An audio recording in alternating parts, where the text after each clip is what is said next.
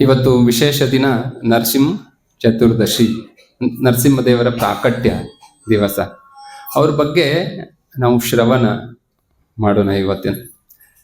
ಮುಖ್ಯವಾಗಿ ನರಸಿಂಹದೇವರ ಅಂದ್ರೆ ಕಷ್ಟಗಳನ್ನ ದೂರ ಮಾಡೋರು. ನಾವು ಯಾವುದೇ ಟ್ರೈನಲ್ಲಿ ಕೂತಾಗ, ಯಾವುದೇ ಪ್ರಯಾಣ ಮಾಡುವಾಗ ಟ್ರೈನಲ್ಲಿ ಕೂತು ಜಸ್ಟ್ ಇನ್ನು 1 ಕಿಲೋಮೀಟರ್ ಆಗಿರಲ್ಲ, ನಾವು ಏನ್ ಮಾಡ್ತೀವಿ, ನರಸಿಂಹ ಪ್ರಣತಿಯನ್ನ ಪ್ರಾರಂಭ ಮಾಡ್ತೀವಿ. ಅಂದ್ರೆ ಸರ್ವ ವಿಘ್ನ ವಿನಾಶಕ ಶ್ರೀ ಲಕ್ಷ್ಮೀ ನರಸಿಂಹ ದೇವರಿದ್ದಾರೆ. ಯಾರಿಗೆ ಈ ಜಗತ್ತಿನಲ್ಲಿ ಅಂದ್ರೆ ಇಲ್ಲಿರುವಂತಾರೆ ಯಾರಿಗೆ ಕಷ್ಟ ಇಲ್ಲ ಅವ್ರ ಕೈ ಮೇಲೆತ್ತಿ. ಯಾರು ಕೈ ಮೇಲೆತ್ತಿಲ್ಲ. ಅಂದ್ರೆ ಯಾರಿಗೆ ಕಷ್ಟ ಇದೆ ಅವರು ಶ್ರೀ ನರಸಿಂಹದೇವರ ಶರಣ ಹೋಗ್ಬೇಕು, ಶರಣ ತಗೊಳ್ಬೇಕು. ಅಂದ್ರೆ ನಾವೆಲ್ಲರೂ ನರಸಿಂಹದೇವರ ಶರಣ ಹೋಗ್ಲೇಬೇಕಲ್ಲ, ಯಾಕಂದ್ರೆ ಎಲ್ಲರಿಗೂ ಕಷ್ಟ ಇದೆ. ನಾವು ನೋಡ್ತೀವಿ ಶಾಸ್ತ್ರದಲ್ಲಿ ಹೊರಗಡೆ ಎಲ್ಲ ನೋಡ್ತೀವಿ, ವಿಘ್ನ ವಿನಾಶಕ ಯಾರು? ಗಣಪತಿ ದೇವರು. ಆದ್ರೆ ವಿಘ್ನ ವಿನಾಶಕ ಇದ್ದಾರೆ. ಯಾಕೆ ಆ ವಿಘ್ನ ವಿನಾಶಕ ಶಕ್ತಿ ಅವರಿಗೆ ಬಂತು? ಯಾಕಂದ್ರೆ ಅವರು ನರಸಿಂಹ ದೇವರ ಭಕ್ತರು. ಹೊರಡು ಗಣೇಶ ನರಸಿಂಹ ದೇವರ ಪೂಜೆ ಮಾಡ್ತಾರೆ. ಬ್ರಹ್ಮ ಸಂಹಿತೆಯಲ್ಲಿ ಬ್ರಹ್ಮಜಿ ಹೇಳ್ತಾರೆ, ಯತ್ ಪಾದ ಪಲ್ಲವ ಯುಗಂ ವಿನಿದಾಯ ಕುಂಭ ದ್ವಂದ್ವೇ ಪ್ರಣಾಮ ಸಮಯೇ ಸ ಗಣಾಧಿರಾಜ ವಿಘ್ನಾನ್ ವಿಹಂತು ಅಲಮಸ್ಯ ಜಗತ್ರಯಸ್ಯ ಗೋವಿಂದಮಾದಿ ಪುರುಷಂ ತಮಹಂ ಭಜಾಮಿ. ಗಣರಾಜ ಗಣಪತಿಗೆ ನೋಡಿ 2 ಕುಂಭ ಇದೆ. ಗಣಪತಿಗೆ 2 ಕುಂಭ ಅಂದ್ರೆ ಈ ಮೇಲಿನ 2. ಯತ್ ಪಾದ ಪಲ್ಲವ ಯುಗಂ ವಿನಿದಾಯ, ಭಗವಂತ ನರಸಿಂಹದೇವರ ಪಾದ ಅವರ ತಲೆ ಮೇಲಿದೆ. ಅದಕ್ಕಾಗಿ ಜಗತ್ರಯಸ್ಯ 3 ಲೋಕಗಳ ವಿಘ್ನಹರ್ತ ಶಕ್ತಿ ಗಣೇಶನಿಗೆ ಬಂತು. ಅದಕ್ಕಾಗಿ ಅವರು ವಿಘ್ನ ಹರ್ತಾ ಇದ್ದಾರೆ. ಆದರೆ ಸರ್ವ ಲೋಕ ವಿಘ್ನ ವಿನಾಶಕ ಶ್ರೀ ನರಸಿಂಹದೇವರಿದ್ದಾರೆ. ಕೇವಲ ಇವರು 3 ಲೋಕದ ಮಾತ್ರ ಜಗತ್ರಯಸ್ಯ ಗಣೇಶ ವಿಘ್ನಹರ್ತ ಮಾಡ್ಬೋದು. ಆದ್ರೆ ಸರ್ವ ವಿಘ್ನ ವಿನಾಶಕ ಶ್ರೀ ಲಕ್ಷ್ಮೀ ನರಸಿಂಹ ದೇವರಿದ್ದಾರೆ. ನಾವು ನೋಡ್ತೀವಿ ನರಸಿಂಹ ಕವಚ ಎಷ್ಟೋ ಕಡೆ ಪಠನ ಮಾಡ್ತಾ ಇರ್ತಾರೆ. ಕೇವಲ ನರಸಿಂಹ ದೇವರು ವಿಘ್ನಗಳನ್ನ ಅಷ್ಟೇ ಹರಣ ಮಾಡ್ತಾರ? ಮತ್ತೇನ್ ಮಾಡ್ತಾರೆ? ವಿಘ್ನಹರ್ತ ಅದು ಒಂದೇ ಕೆಲಸನ ಅವ್ರಿಗೆ? ಇಲ್ಲ. ಅವರು ಸರ್ವ ಮಂಗಲ ಮಾಂಗಲ್ಯಂ ಭಕ್ತಿ ಮುಕ್ತಿಂ ಚ ವಿಂದತಿ. ಕೇವಲ ವಿಘ್ನಹರ್ತ ಅಷ್ಟೇ ಅಲ್ಲದೆ ಅವರು ನಮಗೆ ಭಕ್ತಿ ಪ್ರದಾನ ಮಾಡ್ತಾರೆ. ಮುಖ್ಯವಾಗಿ ಬೇಕಿರೋದು ನಮಗೆ ಭಕ್ತಿಯಲ್ಲಿ ಆನಂದ ಇದೆ. ಆಮೇಲೆ ಅದ್ರಲ್ಲಿ ಮುಕ್ತಿನೂ ಕೊಡ್ತಾರೆ, ಭಗವಂತ ಧಾಮಕ್ಕೆ ಮರಳಿ ಹೋಗ್ಲಿಕ್ಕೆ. ಆದರೆ ವಿಘ್ನಹರ್ತ ಗಣೇಶ ಸಂಕಟ ಹರಣ ಅಷ್ಟ ಮಾಡಬಹುದು. ಆದ್ರೆ ನರಸಿಂಹದೇವರು ಭಕ್ತಿ ಮುಕ್ತಿ ಚ ವಿಂದತಿ, ಭಕ್ತಿನೂ ಕೊಡ್ತಾರೆ, ಆಮೇಲೆ ಮುಕ್ತಿನೂ ಕೊಡ್ತಾರೆ. ನಾವು ನೋಡ್ತೀವಿ ಶ್ರೀ ಚೈತನ್ಯ ಮಹಾಪ್ರಭು ಭಗವಂತ ಆದರೂ ಅವರು ತೋರಿಸ್ಕೊಡ್ತಾರೆ ನರಸಿಂಹದೇವರ ಭಕ್ತಿ ಹೇಗೆ ಮಾಡಬೇಕು ಅಂತ. ಅವರು ಜಗನ್ನಾಥ್ ಪುರಿಯಲ್ಲಿದ್ದಾಗ 18 ವರ್ಷ ಜಗನ್ನಾಥ್ ಪುರಿಯಲ್ಲಿದ್ದಾಗ ಜಗನ್ನಾಥ್ ಪುರಿ ಶ್ರೀ ಜಗನ್ನಾಥ ಮಂದಿರಕ್ಕೆ ಹೋದಾಗ ಹಿಂದ್ಗಡೆ ನರಸಿಂಹದೇವರ ವಿಗ್ರಹ ಇದೆ, ದೊಡ್ಡದಾಗಿದೆ. कोई भक्त हिंदी और कन्नड़ा नहीं जानते, कोई हाथ ऊपर, बिल्कुल कन्नड़ा नहीं आता है उनको. सब कन्नड़ा समझ में आता है लेकिन बिल्कुल नहीं है. ओके, बीच बीच में मैं बातचीत कर रहा था. गणेश, लॉर्ड गणेश और भगवान नरसिंह. गणेश सिर्फ 3 लोक के विघ्नहर्ता है और भगवान ನರಸಿಂಹದೇವ್ ಸರ್ವ ಲೋಕ ವಿಘ್ನಹರ್ತ है. ಅದಾದ್ಮೇಲೆ ನಾವು ನೋಡ್ತೀವಿ ಶ್ರೀ ಚೈತನ್ಯ ಮಹಾಪ್ರಭು ಹಿಂದ್ಗಡೆ ಹೋಗಿ ನರಸಿಂಹದೇವರ ಹತ್ರ ಹೋಗಿ ಅವರು ಪ್ರಾರ್ಥನೆ ಮಾಡ್ತಾರೆ, ನರಸಿಂಹ ಪ್ರಾರ್ಥನೆಯನ್ನ ಮಾಡ್ತಾ ಇದ್ರು. ಅದೇ ರೀತಿ ನಾವು ನೋಡ್ತೀವಿ ಶ್ರೀ ಚೈತನ್ಯ ಮಹಾಪ್ರಭು ದಕ್ಷಿಣ ಭಾರತ ಯಾತ್ರೆಯಲ್ಲಿ ಅವರು ಬಹಳಷ್ಟು ಆಂಧ್ರ ಪ್ರದೇಶದಲ್ಲಿರುವಂತ ನರಸಿಂಹ ದೇವರ ಗುಡಿಯಲ್ಲಿ ಅಹೋಬಿಲಂ, ವಿಶೇಷವಾಗಿ ಅಹೋಬಿಲಂನಲ್ಲಿ ಹೋಗಿ ನವನರಸಿಂಹ ಹೋಗಿ ಅವರೆಲ್ಲ ಪ್ರಾರ್ಥನೆಯನ್ನ ಮಾಡ್ತಾ ಇದ್ರು. ನೋಡಿ, ಇಡೀ ಭಾರತ ತುಂಬ ಎಷ್ಟು ನರಸಿಂಹದೇವರ ಗುಡಿ ಇದೆ. ಶ್ರೀಕೃಷ್ಣನ ಗುಡಿ ಅಷ್ಟಿಲ್ಲ, ಅಷ್ಟ ನರಸಿಂಹದೇವರ ಗುಡಿ ಇದೆ, ಹೌದಾ? ತುಂಬಾ ಇದೆ. ಯಾಕಂದ್ರೆ ಅಷ್ಟು ವಿಘ್ನ ಇದೆ ಈ ಜಗತ್ತಿನಲ್ಲಿ. ಅದಕ್ಕಾಗಿ ನರಸಿಂಹದೇವರು ಅಷ್ಟು ಟೆಂಪಲ್, ಎಲ್ಲ ಕಡೆ ಹೋದ್ರೆ ನರಸಿಂಹದೇವರ ಗುಡಿ ಇದ್ದೇ ಇರತ್ತೆ.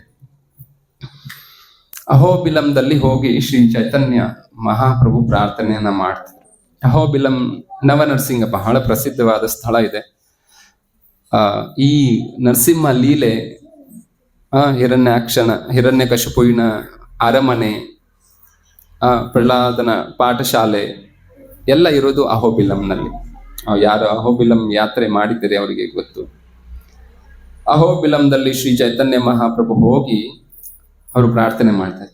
ಜ್ವಾಲಾ ಅಹೋಬಲಂ ಮಾಲೋಲ ಕ್ರೋಧಕಾರಂಜ ಭಾರ್ಗವ ಯೋಗಾನಂದ ಛತ್ರವಟ ಪಾವನ ನವಮೂರ್ತಯ. 9 ನರಸಿಂಹದೇವರ ದೇವಸ್ಥಾನ ಇದೆ. ಜ್ವಾಲಾ ನರಸಿಂಹ जो आंध्र प्रदेश में आता है. ಅಹೋಬಿಲ ಮತ್ಲಬ್ ಗುಫಾ. ಆ ಗುಹೆಯಲ್ಲಿ ಶ್ರೀ ನರಸಿಂಹ ದೇವರು ಇರೋದ್ರಿಂದ ಅಹೋಬಲ. ಮಾಲೋಲ ಅಂದ್ರೆ ಲಕ್ಷ್ಮೀ ಪ್ರಿಯ. ಕ್ರೋಡ ಅರ್ಥಾತ್ ವರಾಹ ನರಸಿಂಹ ದೇವಸ್ಥಾನ ಇದೆ ಅಲ್ಲಿ. ವರಾಹ, ಯಾವಾಗ ಪ್ರಹ್ಲಾದ್ ಮಹಾರಾಜ್ ನರಸಿಂಹದೇವರ ಪ್ರಾರ್ಥನೆ ಮಾಡ್ತಾ ಅವ್ರು ಹೇಳ್ತಾರೆ, ನೀವು ನನ್ನ ಚಿಕ್ಕಪ್ಪ ಹಿರಣ್ಯಾಕ್ಷನನ್ನ ಹೊಡೆದಿದ್ದೀರಿ ವರಾಹ ರೂಪದಲ್ಲಿ, ನಾನ್ ನೋಡಿಲ್ಲ. ಆ ವರಾಹ ರೂಪವನ್ನ ನಾನು ಈಗ ನೋಡ್ಬೇಕಂತ ಇದ್ದೀನಿ. ಅವಾಗ ವಿನಂತಿ ಮಾಡಿದಾಗ ನರಸಿಂಹದೇವರ ಅವಾಗಿಂದ ಅವಾಗೆ ವರಾಹ ರೂಪದಲ್ಲಿ ಅವ್ರಿಗೆ ಕಾಣಿಸ್ಕೊಂಡು ಆಮೇಲೆ ಮತ್ತೆ ಪ್ರಹ್ಲಾದ ವಿನಂತಿ ಮಾಡ್ತಾರೆ, ನೀವು 2 ವಿಗ್ರಹ ಅಂದ್ರೆ ವರಾಹ ಮತ್ತು ನರಸಿಂಹದೇವರು ಒಟ್ಟಿಗೆ ನನಗೆ ಕಾಣಿಸ್ಬೇಕಂದ್ಮೇಲೆ ಒಂದೇ ವಿಗ್ರಹದಲ್ಲಿ ವರಾಹ ದೇವ ಮತ್ತು ನರಸಿಂಹದೇವರು, ಅದು ಅಹೋಬಿಲಂನಲ್ಲಿ ಇದೆ. ವಿಶೇಷವಾಗಿ ಆ ವಿಗ್ರಹ ಪ್ರಹ್ಲಾದ್ ಮಹಾರಾಜ್ ಸ್ಥಾಪನೆ ಮಾಡಿದ್ರು ಲಕ್ಷ ವರ್ಷಗಳ ಹಿಂದೆ. ಅದು ಬರ್ತಾ ದೊಡ್ಡ ಮಂದಿರ ಕಟ್ಟಿದ್ರ ಆ ಸಮಯದಲ್ಲಿ. ಕಾಲ ಹೇಗೆ ಹೋಗುತ್ತೆ ಹಾಗೆ ಮಂದಿರ ಜೀರ್ಣನೂ ಆಗತ್ತೆ. ಆಮೇಲೆ ಮತ್ತೆ ಯಯಾತಿ ರಾಜ ಬಂದು ಮತ್ತೆ ಆ ರಾಣಿಯ ಕನಸಿನಲ್ಲಿ ಬಂದು ನಾನು ಇಲ್ಲಿದ್ದೇನೆ ಒಳಗಡೆ, ಅದನ್ನ ಹೊರಗೆ ತೆಗಿ ಅಂತ ಹೇಳಿ ಭಗವಂತ ನರಸಿಂಹ ವರಾಹ ಹೇಳ್ತಾರೆ. ಅದೇ ಮತ್ತೆ ಅವರು ಸ್ಥಾಪನೆ ಮಾಡ್ತಾರೆ ಯಯಾತಿ ರಾಜ. ಸುಮಾರು ವರ್ಷಗಳ ಹಿಂದೆ. ಅದಾದ್ಮೇಲೆ ಮತ್ತೆ ಕನಸಿನಲ್ಲಿ ಮತ್ತೆ ಬರ್ತಾರೆ, ಮತ್ತೆ ಜೀರ್ಣ ಆಗಿರುತ್ತೆ ಲಕ್ಷ ವರ್ಷಗಳಾದ್ಮೇಲೆ. ಮತ್ತೆ ಇಲ್ಲಿ 1000 ವರ್ಷಗಳ ಹಿಂದೆ ಶ್ರೀ ರಾಮಾನುಜಾಚಾರ್ಯ ಇರುವಾಗ ಅವರು ಇಲ್ಲಿ ಮತ್ತೆ ಸ್ಥಾಪನೆ ಮಾಡ್ತಾರೆ ಶ್ರೀರಾಮಾನುಜಾಚಾರ್ಯ ಅಲ್ಲಿ. ವಿಶೇಷ ಏನಂದ್ರೆ ಆ ಮಂದಿರದ್ದು ಪೂರ್ಣ ವರ್ಷ ನಾವೇನ್ ಮಾಡ್ತೀವಿ, ಈ ಶಕೆ ಬಿಸಿಲು ಸಮಯದಲ್ಲಿ ನಾವು ಭಗವಂತನಿಗೆ ಚಂದನ್ ಲೇಪನೆ ಮಾಡ್ತೀವಿ. ತಂಪುಗೋಸ್ಕರ ಇದು ಚಂದನ ಯಾತ್ರಾ ಇರೋದ್ರಿಂದ ಅಕ್ಷಯ ತೃತೀಯ ದಿನದಿಂದ ನಾವು ಪ್ರಾರಂಭ ಮಾಡ್ತೀವಿ, 21 ದಿನ. ಆದ್ರೆ ಆ ವರಾಹ ನರಸಿಂಹ ದೇವರು ಏನಿದ್ದಾರೋ ವರ್ಷ ಪೂರ್ಣ ಅವರಿಗೆ ಚಂದನ ಲೇಪನ ಮಾಡ್ತಾರೆ. ವರ್ಷ ತುಂಬ ಪೂರ್ಣ ವರ್ಷ ಅದ್ರ ಮೇಲೆ ಅದು ತೆಗೆದು ಹಾಕಲ್ಲ, ಮೇಲೆ. ಹೀಗಾಗಿ ಅದು ಹಿಂದೆ ಏನಾಗಿತ್ತಂದ್ರೆ ಅದು ಲೇಪನ ಮಾಡಿ ಅದು ಗುಂಡಾಗತ್ತಲ್ಲ, ಅದು ಶಿವಲಿಂಗ ಅಂತ ಹೇಳಿ ಪೂಜೆ ಮಾಡ್ತಾ ಇದ್ರು ಎಷ್ಟೋ ಜನ. ಆಮೇಲೆ ಶ್ರೀ ರಾಮಾನುಜಾಚಾರ್ಯ ಬಂದು ಅದನ್ನ ಇದು ಶಿವಲಿಂಗ ಅಲ್ಲ, ಇದು ವರಾಹ ನರಸಿಂಹ ದೇವರಿದ್ದಾರೆ ಅಂತ ಹೇಳಿ ಮತ್ತೆ ಪೂಜೆ ಪ್ರಾರಂಭ ಮಾಡಿ ಪೂಜೆ ಅರ್ಚನೆ ಎಲ್ಲ ವ್ಯವಸ್ಥೆಯನ್ನ ಶ್ರೀ ರಾಮಾನುಜಾಚಾರ್ಯ ಮಾಡಿದ್ದಾರೆ. ಆದ್ರೆ ಎಲ್ಲ ವಿಗ್ರಹಕ್ಕೆ ಚಂದನ ಯಾತ್ರ ಅಕ್ಷಯ ತೃತೀಯಗೆ ಪ್ರಾರಂಭ ಮಾಡ್ತಾರೆ. ಆದ್ರೆ ಆ ದಿನ ಕ್ರೋಡ ನರಸಿಂಹ, ವರಾಹ ನರಸಿಂಹ ಏನ್ ದೇವಸ್ಥಾನ ಇದೆ ಅಹೋಬಿಲಂದಲ್ಲಿ, ಆ ದಿನ ಓಪನ್ ಮಾಡ್ತಾರೆ. ವರ್ಷ ತುಂಬ ನರಸಿಂಹ ದೇವರಿಗೆ ಚಂದನ ಹಚ್ತಾರೆ, ಆ ದಿನ ಓಪನ್ ಮಾಡ್ತಾರೆ. ಅದು ಒಂದೇ ದಿನ ತುಂಬಾ ದೊಡ್ಡ ಉತ್ಸವ ಆಗತ್ತೆ ಆ ಸಮಯದಲ್ಲಿ. ಹೀಗೆ ಶ್ರೀ ಚೈತನ್ಯ ಮಹಾಪ್ರಭು ಆ ನವ ನರಸಿಂಹ ಅವರು ಪ್ರಣಾಮ ಮಾಡ್ತಾ ಇದ್ರು. ಕೇವಲ ಒಂದೇ ಸಂಪ್ರದಾಯ, ನಮ್ಮ ಸಂಪ್ರದಾಯರು ಮಾತ್ರ ನರಸಿಂಹದೇವರ ಆರಾಧನೆ ಮಾಡ್ತಾರೆ, ಹಾಗೇನೆ ಎಲ್ಲ ಸಂಪ್ರದಾಯದವರು ಎಲ್ಲರೂ ನರಸಿಂಹದೇವರ ಆರಾಧನೆಯನ್ನ ಮಾಡ್ತಾರೆ. ಆದ್ರೆ ನರಸಿಂಹ ಯಾರಿದ್ದಾರೆ? ಸ್ವಯಂ ಶ್ರೀಕೃಷ್ಣನೇ ಇದ್ದಾರೆ. ರಾಮಾದಿ ಮೂರ್ತಿಷು ಕಲಾ ನಿಯಮೇನ ತಿಷ್ಟನ್ ನಾನಾವತಾರ ಅಕರೋದ್ಭವನೇಶು ಕಿಂತು ಕೃಷ್ಣ ಸ್ವಯಂ ಸಮಭವತ್ ಪರಮಃ ಪುಮಾನ್ಯೋ ಗೋವಿಂದಮಾದಿ ಪುರುಷಂ ತಮಹಂ ಭಜಾಮಿ. ರಾಮ ಆದಿ, ಬ್ರಹ್ಮಾಜಿ ಹೇಳ್ತಾರೆ ರಾಮ ಆದಿ ಅಂದ್ರೆ ರಾಮ ಮತ್ತು ಇತರ ಏನು ಅವತಾರಗಳಿವೆ, ರಾಮಾದಿ ಮೂರ್ತಿಷು ಕಲಾ ನಿಯಮೇನ ತಿಷ್ಟ. ಕಲಾ ಅಂದ್ರೆ ಆ ಅವತಾರದಲ್ಲಿ 6 ಪ್ರಕಾರಗಳಿವೆ. ಲೀಲಾವತಾರ, ಗುಣಾವತಾರ, ಶಕ್ತಾವೇಶ ಅವತಾರ ಇತ್ಯಾದಿ. ಕಲಾ ಅಂದ್ರೆ ಶಕ್ತಿಗಳ, ಅಂದ್ರೆ ಭಗವಂತ ಒಂದು ಜೀವಿಗೆ ಶಕ್ತಿಯನ್ನ ಕೊಡ್ತಾರೆ, ಶಕ್ತಾವೇಶ ಅವತಾರ. ಉದಾಹರಣೆಗೆ ಪರಶುರಾಮ, ಪೃಥು ಮಹಾರಾಜ, ಇವರಿಗೆ ಭಗವಂತ ಶಕ್ತಿಯನ್ನ ಕೊಡ್ತಾರೆ, ಶಕ್ತಾವೇಶ. ಹಾಗೆ ಭಗವಂತ ಲೀಲೆಗೋಸ್ಕರ ಅವತಾರಗಳನ್ನ ಮಾಡ್ತಾರೆ. ಉದಾಹರಣೆಗೆ ಕಾಲಕ್ಕೆ ಯಾವ ಸಮಯ ಈ ಸಮಯದಲ್ಲಿ ಅವತಾರ ನಾನು ತಗೊಳ್ಬೇಕು ಅನ್ನೋ ಸಮಯದಲ್ಲಿ, ಅಂದ್ರೆ ಕಾಲ ಮತ್ತೆ ಉದ್ದೇಶ, ಭಗವಂತನ ಉದ್ದೇಶ ಇರುತ್ತೆ, ಭಗವಂತನ ಇಚ್ಛೆ ಇರುತ್ತೆ, ಆಮೇಲೆ ಭಕ್ತರ ಇಚ್ಛೆನೂ ಇರುತ್ತೆ, ಭಗವಂತ ಬಂದು ನಮಗೆ ಅವತಾರ ಮಾಡಲಿ. ಮತ್ತೆ ಭಕ್ತರ ರಕ್ಷಣೆ, ಭಗವಂತ ಬರೋದು ಭಕ್ತರ ರಕ್ಷಣೆಗೋಸ್ಕರ. ದುಷ್ಟರ ವಿನಾಶ ಅದು ಸೆಕೆಂಡರಿ. ಹೇಳ್ತಾರೆ ಪರಿತ್ರಾಣಾಯ ಸಾಧುನಾಂ ವಿನಾಶಾಯ ಚ ದುಷ್ಕೃತಾಂ ಧರ್ಮ ಸಂಸ್ಥಾಪನಾರ್ಥಾಯ ಸಂಭವಾಮಿ ಯುಗೆ ಯುಗೆ. ಪ್ರತಿ ಯುಗದಲ್ಲೂ ನಾನು ಬರ್ತೀನಿ, ಆದರೆ ಭಕ್ತರ ರಕ್ಷಣೆಗೋಸ್ಕರ. ಭಕ್ತರ ರಕ್ಷಣೆ ಮತ್ತು ಕ್ಷತ್ರಿಯ, ಭಗವಂತನ ಕ್ಷತ್ರಿಯ ಭಾವ ಇದೆ. ನಾನು ವೀರರಸ ಆಸ್ವಾದನೆ ಮಾಡಲಿಕ್ಕೆ ಬರ್ತೀನಿ. ಭಗವಂತ ಯಾರನ್ನು ಹೊಡಿಬೇಕಾದ್ರೆ ಅವತಾರ ಮಾಡೋ ಅವಶ್ಯಕತೆ ಇಲ್ಲ, ಅಲ್ಲಿಂದನೇ ಅವರು ಆ ಸ್ವಿಚ್ ಆಫ್ ಮಾಡಬಹುದು, ಹೌದಲ್ಲ? ಆದ್ರೆ ಭಗವಂತ ಬರೋದು ಭಕ್ತರ ಆನಂದಗೋಸ್ಕರ. ಅದಕ್ಕಾಗಿ ಭಗವಂತ ಭಕ್ತ ವಸ್ತಲ ಇದ್ದಾನೆ. ವಸ್ತ ನೋಡಿ, ಭಗವಂತ ಭಕ್ತ ವಸ್ತಲ ಯಾಕೆ ಹೇಳ್ತಾರೆ? ವಸ್ತ ಎಲ್ಲಿಂದ ಬಂತು ಈ ಶಬ್ದ? ವಾಸ್ತಲ್ಯ ಆಯಿತು. ವಿಶೇಷವಾಗಿ ಗೋ, ಕರು, ಆಕಳು, ಕರು ಇರುತ್ತಲ್ಲ, ಕರು ಮತ್ತು ಹಸು ಹೋಲಿಸಲಾಗ್ತದೆ ಈ ವಸ್ತ. ಯಾವಾಗ ಕರು ಅದು ಆಕಳ ಜನ್ಮ ಕೊಡುತ್ತೆ ಕರುವಿಗೆ, ಆ ಸಮಯದಲ್ಲಿ ಏನಾಗಿರುತ್ತೆ, ಆ ಕರುವಿನ ಜನ್ಮ ಆದಾಗ ಆ ಮೈ ಎಲ್ಲ ಏನಾಗಿದೆ, ಕೆಸರಾಗಿರುತ್ತೆ, ಹೌದಲ್ಲ? ಕೆಸರಾಗಿರುತ್ತೆ. ಆ ಕೆಸರನ್ನ ಯಾರು ತೊಳಿತಾರೆ? ಯಾರು ಹಸು ಜನ್ಮ ಕೊಟ್ಟಿದ್ದು ನೋಡಿದ್ದೀರಾ? ಆ ತಾಯಿ ಆ ನಾಲಿಗೆಯಿಂದ ಎಲ್ಲ ಕ್ಲೀನ್ ಮಾಡುತ್ತೆ. ಎಷ್ಟು ಪ್ರೀತಿ ಇದೆ ಆ ತಾಯಿ ವಾಸಲ್ಲ. ಹೀಗಾಗಿ ಅಷ್ಟೇ ಭಕ್ತರ ಪ್ರತಿ ಭಗವಂತನಂದು ಪ್ರೀತಿ ಇದೆ ನೋಡಿ. ಏಷಾಮಹಂ ಸಮುದ್ಧರ್ತ ಮೃತ್ಯು ಸಂಸಾರ ಸಾಗರಾತ್ ಭವಾಮಿ ನ ಚಿರಾತ್ ಪಾರ್ಥ. ಭಗವಂತ ಗೀತೆಯಲ್ಲಿ ಹೇಳ್ತಾರೆ, 12ನೇ ಅಧ್ಯಾಯ 6ನೇ ಶ್ಲೋಕ ಇರ್ಬೋದು. ಹೇಳ್ತಾರೆ, ನಾನು ಯಾರು ನನ್ನ ಕರೀತಾರೋ ತಕ್ಷಣ ಬರ್ತೀನಿ ನಾನು. ನ ಚಿರಾತ್, ಚಿರಾತ್ ಅಂದ್ರೆ ಬಹಳ ದೊಡ್ಡ ಸಮಯ, ನ ಚಿರಾತ್ ಅಂದ್ರೆ ಒಂದೇ ಕ್ಷಣದಲ್ಲಿ ನಾನು ಬರ್ತೀನಿ. ನೀವು ನೋಡ್ಬೋದು, ಶಿಲ ಪ್ರಭುಪಾದವರ ನಿರ್ದೇಶನದಿಂದ ಒಂದು ಚಿತ್ರ ತೆಗೆದಿದ್ದಾರೆ. ಆ ಒಬ್ಬ ಭಕ್ತ ಅರ್ಧ ನೀರಿನಲ್ಲಿ ಮುನುಗ್ತಾ ಇದ್ದಾನೆ, ಮೇಲೆ ಕೈ ಮಾಡಿದ್ದಾನೆ, ಆಮೇಲೆ ಭಗವಂತ ಬಂದು ಗರುಡ ಮೇಲೆ ಕೂತು ಕೈಯನ್ನ ಕೆಳಗೆ ಕೊಟ್ಟಿದ್ದಾರೆ. ಭವಾಮಿ ನ ಚಿರಾತ್ ಪಾರ್ಥ ಮಯ್ಯಾವೇಶಿತ ಚೇತಸ. ಯಾರು ನನ್ನ ಚೇತನೆಯಲ್ಲಿದ್ದಾರೋ, ಮಯ್ಯ ವೇಚಿತ ಚೇತಸಾಂ, ಯಾರ ಚಿತ್ತ ನನ್ನಲ್ಲಿದೆಯೋ ಅವರನ್ನ ತಕ್ಷಣ ನಾನು ಬಂದು ರಕ್ಷಣೆ ಮಾಡ್ತೀನಿ. ಅಂದ್ರೆ ಭಕ್ತ ವತ್ಸಲ ಭಗವಂತ. ಶೀಲ ಪ್ರಭುಪಾದರು ಒಂದು ಉದಾಹರಣೆಯನ್ನ ಕೊಡ್ತಾರೆ. ಈಗ ಬಹಳ ಬಿಸಿಲಿದೆ ಅಲ್ಲ, ನಮ್ಗೆ ತುಂಬಾ ಬಿಸಿಲಿದೆ ಹೊರಗಡೆ. ಆ ಬಿಸಿಲಿನಲ್ಲಿ ನಾವು ಅಡ್ಡಾಡ್ತೀವಿ, ಸ್ವಲ್ಪ ಇಲ್ಲಿಂದ ಅಲ್ಲಿ ಹೋಗ್ಬೇಕು, ಅಡ್ಡಾಡ್ತೀವಿ. ನಮಗೆ ತಲೆಗೆ ಬಿಸಿ ಆಗತ್ತಲ್ಲ ತಲೆ. ಸ್ವಲ್ಪ ಮಟ್ಟಿಗೆ ನಾವು ಸಹನೆ ಮಾಡ್ಕೊಳ್ತೀವ, ಹೋಗ್ಬೇಕಲ್ಲ ಇಲ್ಲಿಂದ ಅಲ್ಲಿ.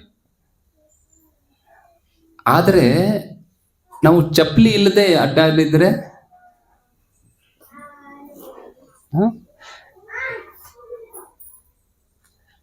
ಚಪ್ಪಲಿ ಇಲ್ಲದೆ ಅಡ್ಡಾಡಿದ್ರೆ ನಾವು ಸಹನೆ ಎಷ್ಟಾಗತ್ತೆ? ನಾವು ಎಷ್ಟು ತಲೆಯಲ್ಲಿ ಬಿಸಿ ತಡ್ಕೊಳ್ತೀವೋ ಅಷ್ಟು ಕಾಲಿನಲ್ಲಿ ತಡ್ಕೊಳ್ತೀವ. ಹಾಗೆ ಚಪ್ಪಲಿ ಇಲ್ಲದೆ ನಾವು ಹೋಗ್ಲಿಕ್ಕೆ ಆಗಲ್ಲ. ಶಿಲ ಪ್ರಭುಪಾದರು ಉದಾಹರಣೆಯನ್ನು ಕೊಡ್ತಾ ಇದ್ದಾರೆ. ಅರ್ಥ ಆಯ್ತಾ? ನಾವು ಉದಾಹರಣೆ ನಮ್ಗೆ ನಡಿಲಿಕ್ಕೆ ಆಗಲ್ಲ. ಎಷ್ಟು ನಾವು ತಲೆ ಬಿಸಿ ಇದ್ದಾಗ ಅಡ್ಡಾಡ್ತೀವೋ ಅಷ್ಟೇ ದೂರ ನಾವು ಚಪ್ಪಲ್ ಇಲ್ಲದೆ ನಾವು ಅಡ್ಡಾಡ್ಲಿಕ್ಕೆ ಸಾಧ್ಯವಿಲ್ಲ. ಹಾಗೆ ಭಗವಂತ ತನ್ನ ಮೇಲೆ ಏನು ಅಪವಾದ ಇದೆ ಅದನ್ನ ಸಹನೆ ಮಾಡ್ಕೊಳ್ತಾನೆ. ಭಗವಂತನಿಗೆ ಯಾರಾದ್ರೂ ಬೈದ್ರು ಇತ್ಯಾದಿ ಏನು ಮಾಡಿದ್ರು ಭಗವಂತ ಸಹನೆ ಮಾಡ್ಕೊಳ್ತಾನೆ. ಆದರೆ ತನ್ನ ಭಕ್ತರಂದ್ರೆ ಭಗವಂತನ ಚರಣ, ಭಗವಂತನ ಭಕ್ತರಿಗೆ ಯಾರಾದರೂ ತೊಂದರೆ ಮಾಡಿದ್ರೆ ಭಗವಂತ ಸಹನೆ ಮಾಡ್ಕೊಳ್ಳಲ್ಲ. ಅರ್ಥ ಆಯ್ತಾ? ಹೀಗೆ ಭಗವಂತ ತಕ್ಷಣ ಅವತಾರಗಳನ್ನ ತಗೊಳ್ತಾನೆ. ನಾವು ಇವತ್ತು ನರಸಿಂಹ ಚತುರ್ದಶಿ ಇರೋದ್ರಿಂದ ನರಸಿಂಹ ಲೀಲೆ ಬಗ್ಗೆ ಸ್ವಲ್ಪ ನಾವು ಚರ್ಚೆ ಮಾಡೋಣ. ಅಂದ್ರೆ ನಮಗೆ ಈಗ ಗೊತ್ತಾಯ್ತು ಭಗವಂತ ಅವತಾರ ಯಾವ ಕಾರಣಕ್ಕೆ ತಗೊಳ್ತಾರೆ.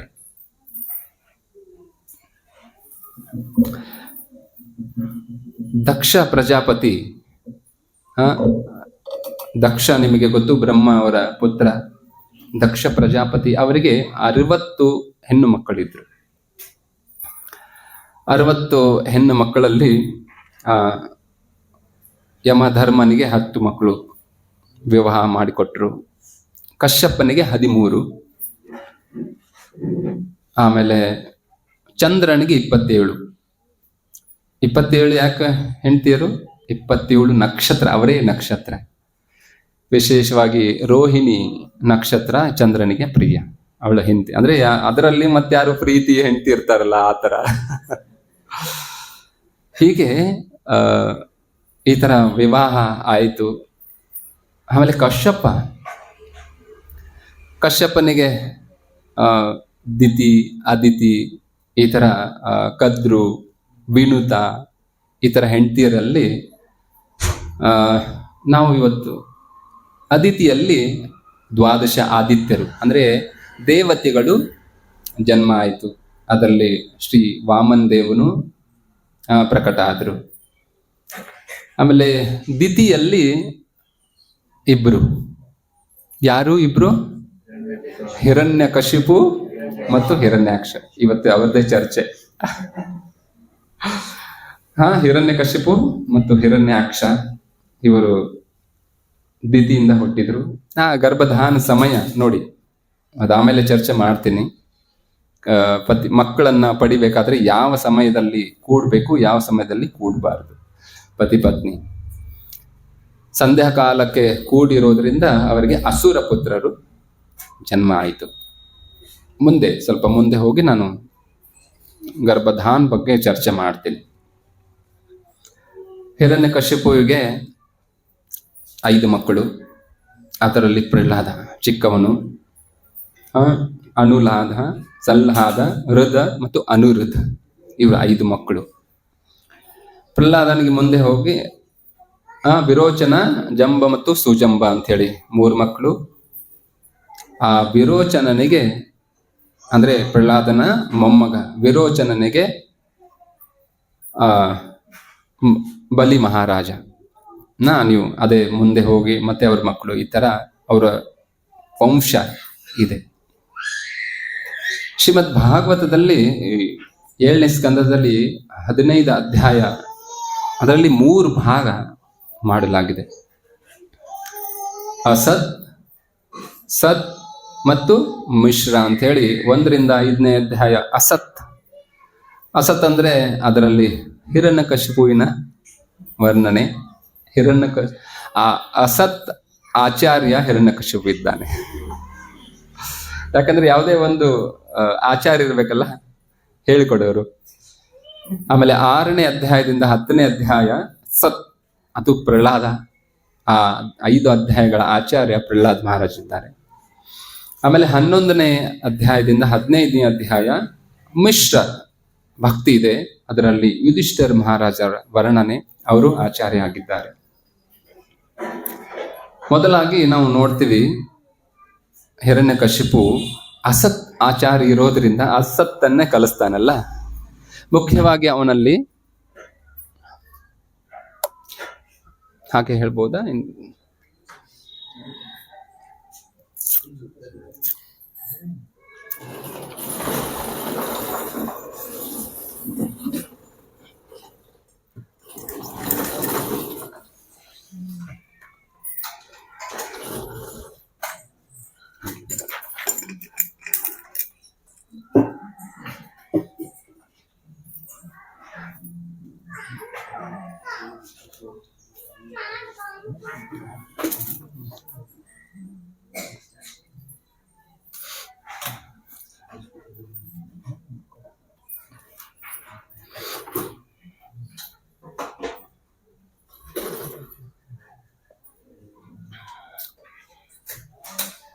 ಹರೆ ಕೃಷ್ಣ ಹರೆ ಕೃಷ್ಣ ಕೃಷ್ಣ ಕೃಷ್ಣ ಹರೆ ಹರೆ, ಹರೆ ರಾಮ ರಾಮ ರಾಮ ಹರೆ ಹರೆ.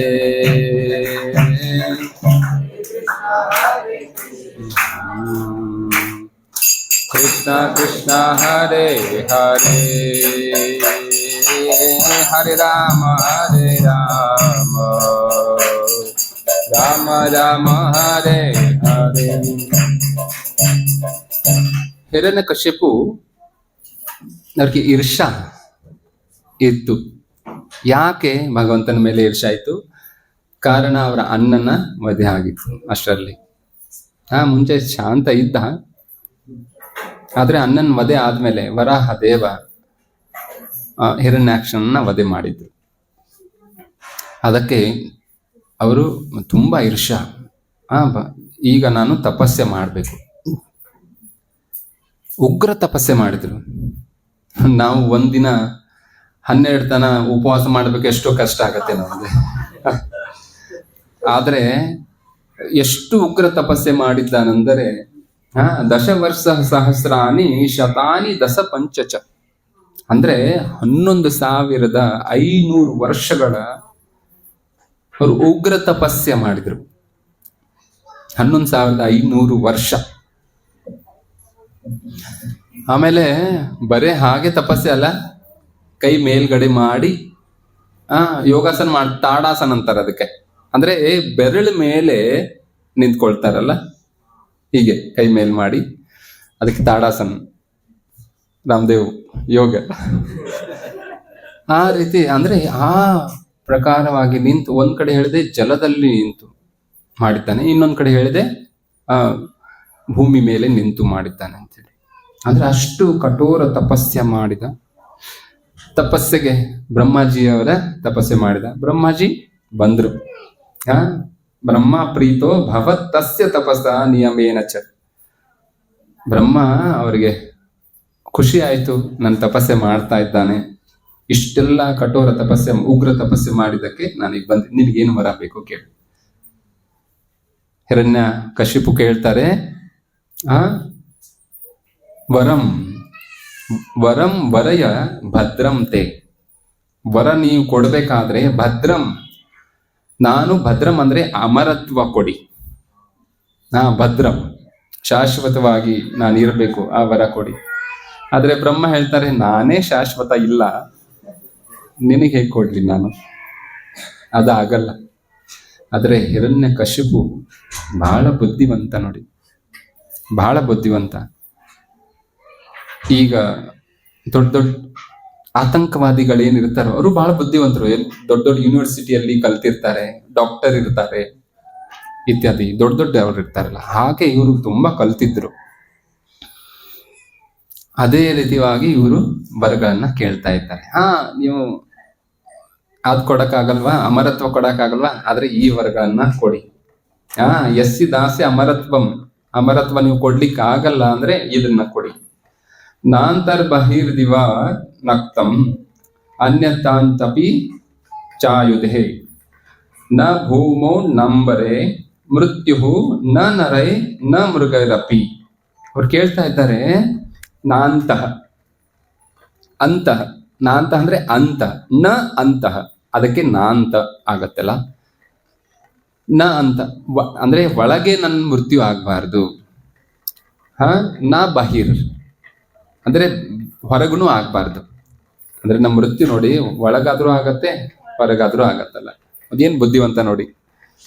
ಈ ತರ ಯಾರು ವಿಚಾರ ಮಾಡಿಲ್ಲಲ್ಲ ಶಾಸ್ತ್ರದಲ್ಲಿ ನಾವು ನೋಡಿದ್ದು ಫಸ್ಟ್ ಅವನೇ.